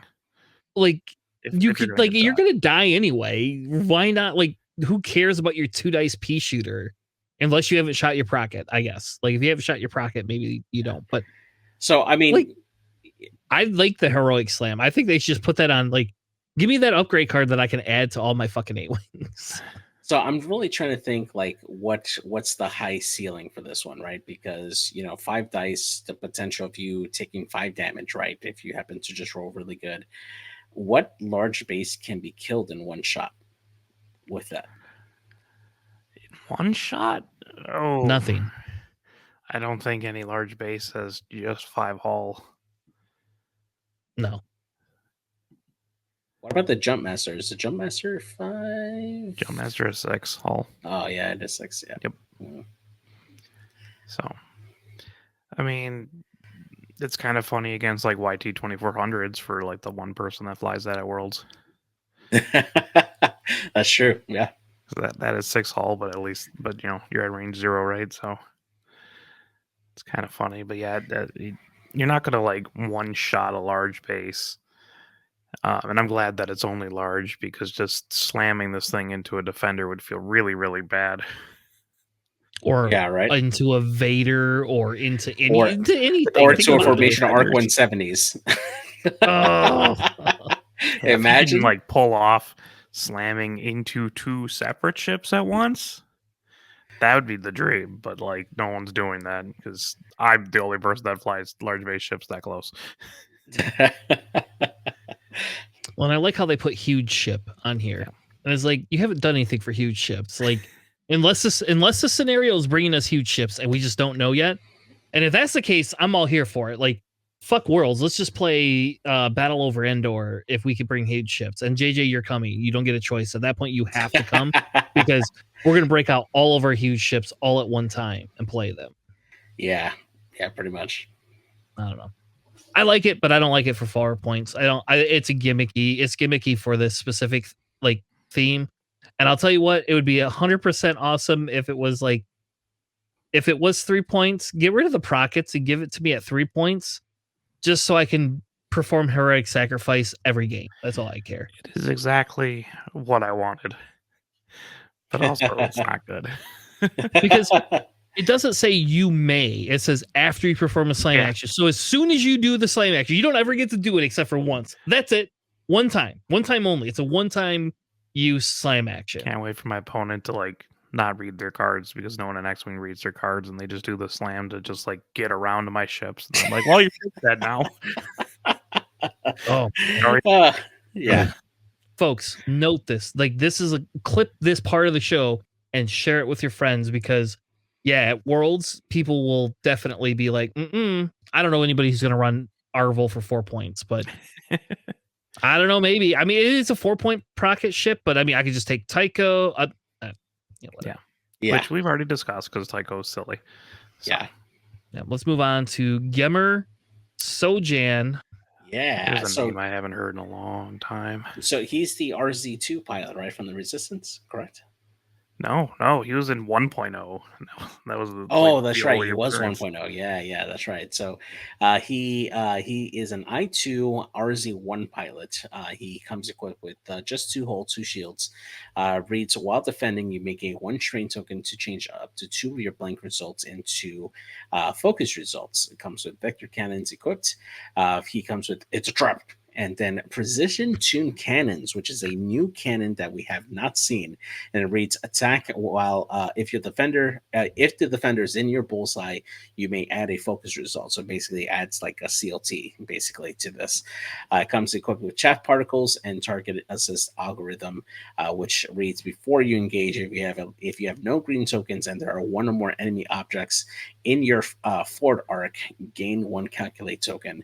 Now the enemy objects would include for instance, Discord missiles, for instance, or if you had the little Mandalorians in there, or if you had like probe droids or something like that, that would count as an enemy object for Gamber's ability. Does that include bombs? No, because they are devices. They're not Okay. objects. Yeah. That's good. Also, you missed that the cannon is range 2 to 3, and that's kind of huge. Oh yeah, that's right. Yeah, it is a range 2 to 3 there, and it is a 2-die attack. It's a front arc attack that you get to use, but you only get to do a damn thing if it's in your bullseye. So I don't understand. Well, No, you add a focus it's result. you add a focus result if it's in your bullseye, but you always have that active there, so you can essentially start Gamber with the Vector Cannon turret arc to the front, and you always have that there. You just can't do any range 1 attacks if you don't have the turret arc forward. That's it. Yeah, so you can like rotate backwards or start with it and just hope that you don't get range 1 or 0 shots out the front. Yeah. You can bullseye people at I2 for the CLT effect. And then it works well with the target assist algorithm, right? Because if you have no green tokens, you just got to calculate. And then you could shoot the precision tuned cannons. And if they're in your bullseye, you just add the focus and you spend the calculate for that. Yep. And I like that at the I2, you get the strain, right, to change 2 of your blank results. So if you think about it, even if you just take the focus, let's just pretend you take the damn focus. You can use precision tuned cannons. If you can get the bullseye off at I2, you've got 3 focus results with you just take a focus and call it a day. And you have a strain in an I2, like how many outside of CIS who's shooting you at I2? Like, I don't know who's at I2 still that we Well, if like multiple Vizier. people are attacking you, it starts being a problem. But Sure. Yeah. I don't know. It's a neat little ship. 3 I points, like it. right? Gammer's 3 points. I'm not sure if the problem is that I would probably take like Sabine A Wing at 3 points. I mean, you take Kyo over both. Yeah, absolutely. But I like the bullseye gun. That's kind of cool. I like it. You can do that weird, like tie brute kind of thing where you just take the lock and then when you engage, you get the calculate, so you have a double modded Yeah, exactly. cannon shot. Because presumably you're always going to be using the cannon, unless it's like range 1, right? But don't you have to have an enemy object in your front arc? So like you have to have your arc rotated to the front, right? Or does it just bypass that? No, it's your front arc. It's not like your gun. So what enemy objects are we worried about that could be in there? Well, I mean, it's whoever you're shooting is an enemy object, right? So pretty much, yeah. Okay, so we're saying, why does it just say okay, whatever? Because you can engage, not have anybody in that you can actively shoot. Like for instance, you by accident you went too fast and your enemy just boosted it into range 1 and you have your vector cannons towards the rear and your position tuned cannons doesn't work because they're at range 1. So you can still engage, still count that enemy that's in your forward arc at range 1, gain the calculate token, and then shoot out the rear with your vector cannons. So that's kind of the scenario where that would happen, where it would matter. All right, it's still a cool ship. I like it. I think it's still kind of a cool ship. Yeah, and it's only 3 points. I don't know. I like it. I think it's worth testing and playing with personally. Yeah. Oh, Alex, we have Adon Fox with 1 million pounds of text. We have 3 new B wings, and man, we gotta wrap these up. But we got 3 B wings. Adon Fox is coming in at 5 points, right? It's 5 points. I think it is. Oh, yeah, it is 5 points. Yes. Okay. Alex, appreciate that they use the commander and he's an I1. yep. What does my I-1 B-Wing do with the 1,000,000 pounds of text on it? Okay, so Aiden Fox, the Blade Squadron leader, comes in at I1. Every B-Wing in this pack has 2 charges, and that goes with their chassis ability, which is kind of a doozy. So the chassis ability is after you gain a stress token, you can spend 2 charges to get an evade token. Super good. And also, when you drop a device, you may spend 1 charge to set the template with the middle line aligned with the hash mark on your ship's left or right side instead of your rear guys, so you can drop it out the side of your ship. Which is hilarious. I love that. Really, really cool. These B-Wings come with a focus link red roll and a lock. You got your roll link red lock, so you get both the ones that normally would have on the S foils. And also you get a red reload, which was just on the S foils. So they sort of integrated it. Adon Fox is while you defend, if you are stressed, you roll an additional defense die. It's really good for a B-Wing. They tend to be stressed. And, if you're stressed, you also get an evade token. So 2 dice with an evade ain't too bad. He's got It's a Trap, as they all do. He's got Party Gift, just like that one bomber, so you can drop your bomb or launch it after you die. It's got Proton Rockets on an I1. That's very Alex. I love it. And Proton Bombs.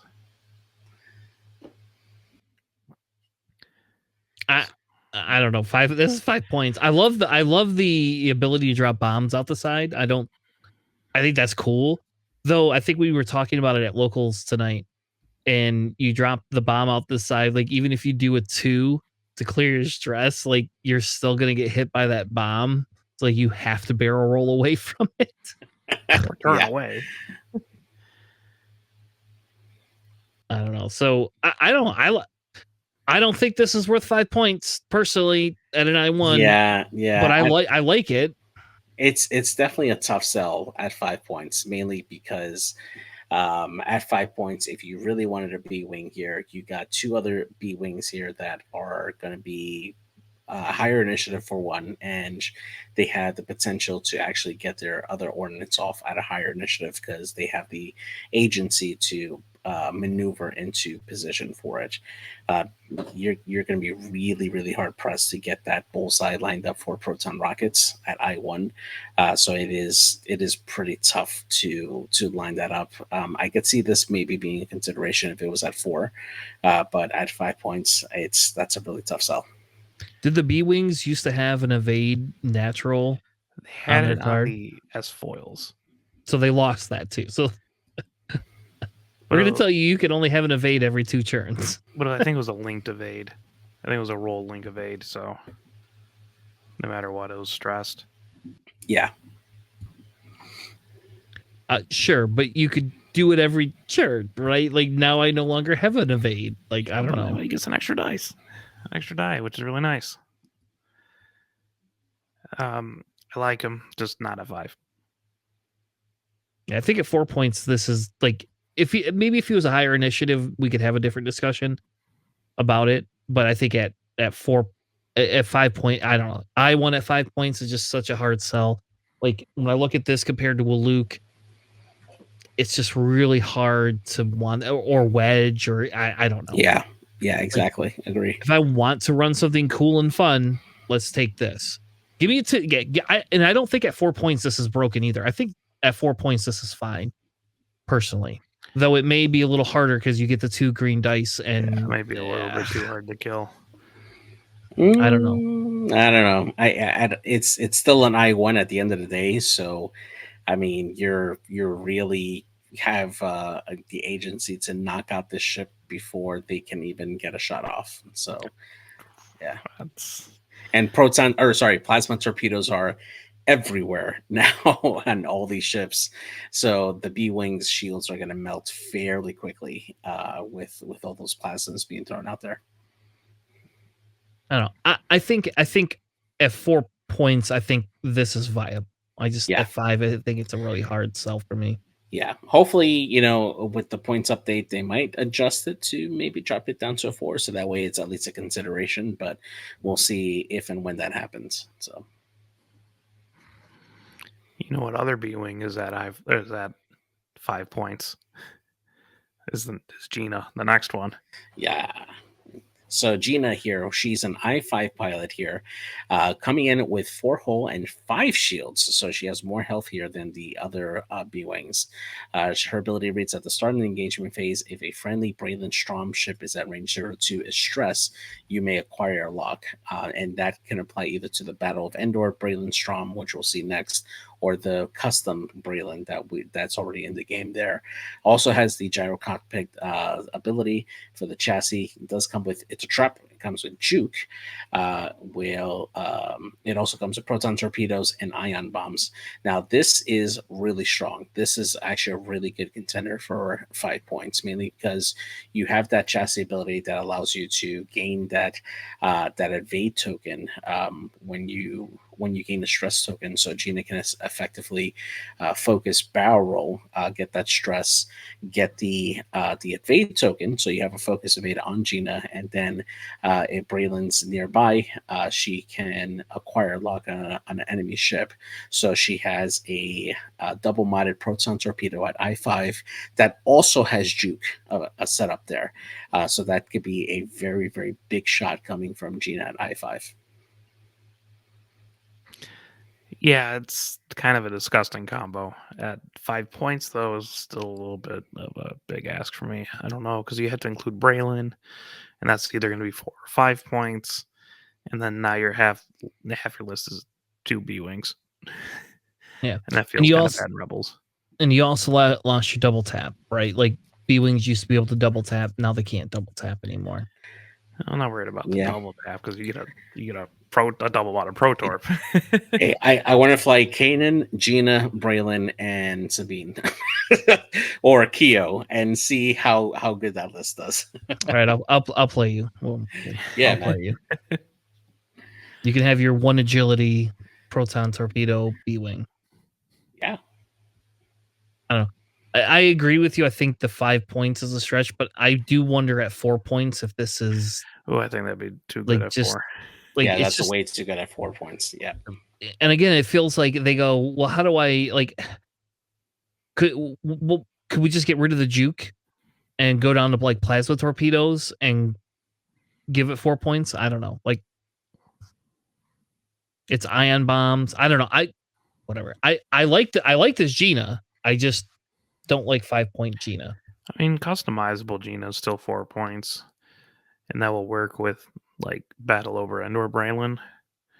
Not that we've True. gotten to them, but like if you're trying to go for a slightly cheaper option, that's 2 B wings for 8.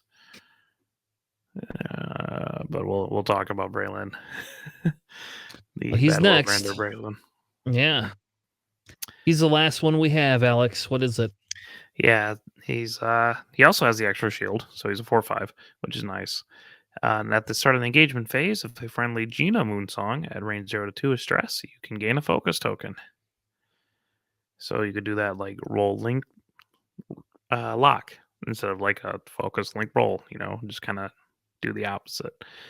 But he has homing missiles,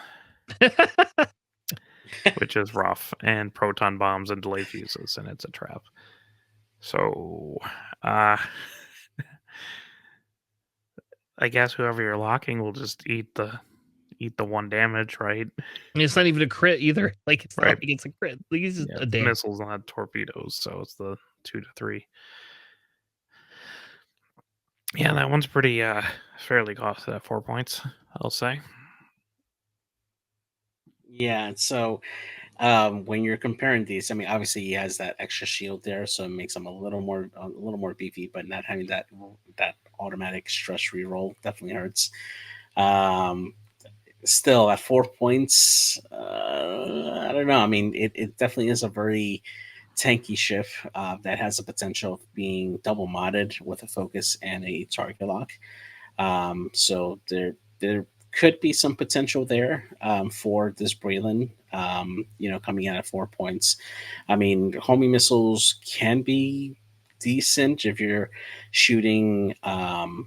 If you're trying to track down a very elusive ship that just needs that one damage to go through, or that has a hull breach and doesn't want to take a hit, right? So there is some options for it, but I think this comes down at a significant power level decrease from the customized Braylon that we have already. So can I ask just a dumb question? So if let's say you've got 3 or 4 hull left, and you have a hull breach, and this person comes up behind you and says, "Here, let me throw a homing torpedo." Are you gonna let them roll the 5 dice, or are you gonna let them just take the 1 damage? Take the one damage every time. Yeah, Alex? it's still less potential for Okay. damage. At worst, you get a direct hit, and it turns into well, Two. it can chain. It can chain. But Yeah, I mean, it's still not what ideal. I've done that before. Yeah, I've definitely done that before. Yeah. But you know, again, the bigger thing is like if I'm on 1 health, I'm not gonna take the damage. You're gonna make you roll. Like I'm gonna be a dick Yeah. and make you roll the damn things. Yeah. Or I'm It's gonna true. get away from my B wing that says I can't go very far, and you know, I don't know. I don't Yeah, think the dial is definitely very limiting on this on these B wings because they don't have the ability to lose the stress very reliably with their dial. I gotta say you're probably going to want to probably run Cassian U-wing to help get rid of the stress faster that way because they don't have a way of really getting rid of it reliably. So is there any world we take this? I mean, it's 4 points for a 9 health B wing, so it's not the it's worst. like a mini fire spray almost in terms of health. Yeah, But you got 1 agility. Yeah, it's one agility. Yeah. I mean, I'll throw let me throw Jendin, Soontir, and Vader at you, and I don't feel like you're gonna live. Like just personally. Yeah, that's true. That's absolutely true. Yeah. I don't know. I'm not I don't like how about this? I do not like B Wings. I think B Wings are stupid and I hate them. And I just think they're a very poorly designed ship to some extent. But I guess this is okay. I don't know. Yeah, I think the biggest thing is that they don't have their double taps available like you can get with the custom B wings with their foils. I think that's what really made them a really interesting option for the rebels. You know, just having the potential to double tap with a primary into a cannon shot or do like a missile into a cannon shot, and I think that was really the strength of the B wings and rebels. Um, with this change into with their chassis with Battle of Endor, just losing that offensive potential and still having a poor dial really hurts the potential for these B wings to really make a splash or difference in the Rebel meta currently. Because if you don't have a way to really benefit from the stress, it's going to be tough for most players to really jump on these particular chassis and include them as part of their list without a really good reliable way of dealing with that stress, with mitigating that stress. I mean, sure, you have the gyro cockpit, which gives you that 1 evade, but you do have to spend both charges, which means you can only really do that once every other turn. So it's a tough sell. I'm sure there'll be lists out there in the future that might take advantage of these chassis, but right off the bat, I don't see that happening right now. And I think that's, and again, I don't want to spend hours harping on it, but I think that's one of the disadvantages of when we create the scenarios, right? Is like some of these ships I think are built for the scenarios. Like, I bet you when we get the scenario information for Battle of Endor, I bet these ships probably do pretty well. Like, Yeah. they're probably, they're designed to work with that piece. Whereas, you know, like, when we had the Yavin Battle of Yavin, right? You had more points to build with than we normally get. So I don't know. I don't know. I don't feel like those B wings are super amazing. As a side note, you could take Deathfire bomber with homing torpedoes and homing missiles, just as an FYI, and munitions failsafe, just because you can. I guess not that that's a good require a lock during the game. Yeah.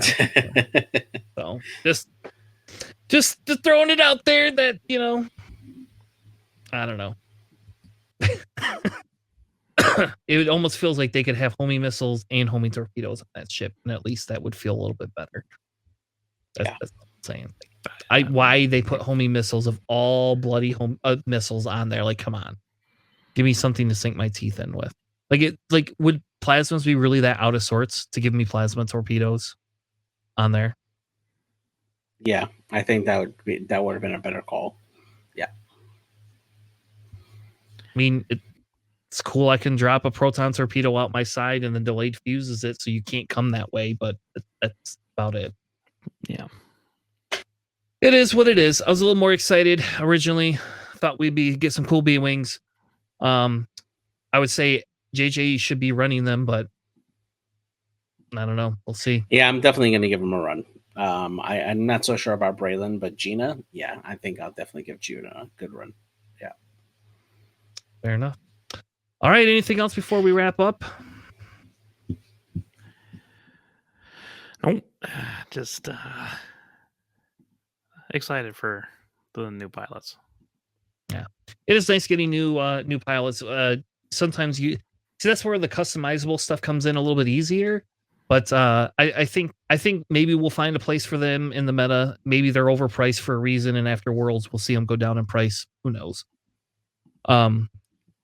It will be fun to play with some of the new stuff. So next week we will be covering First Order for an analysis of First Order. Alex says he's got some stuff he's been cooking up that he feels is better than the current gibberish that we've been seeing. So we'll see what Alex has got for us. You have too. He says you got some stuff you think is better. No, I said there's probably stuff that people aren't paying attention to. Oh. Well, we're going to be covering FO next week.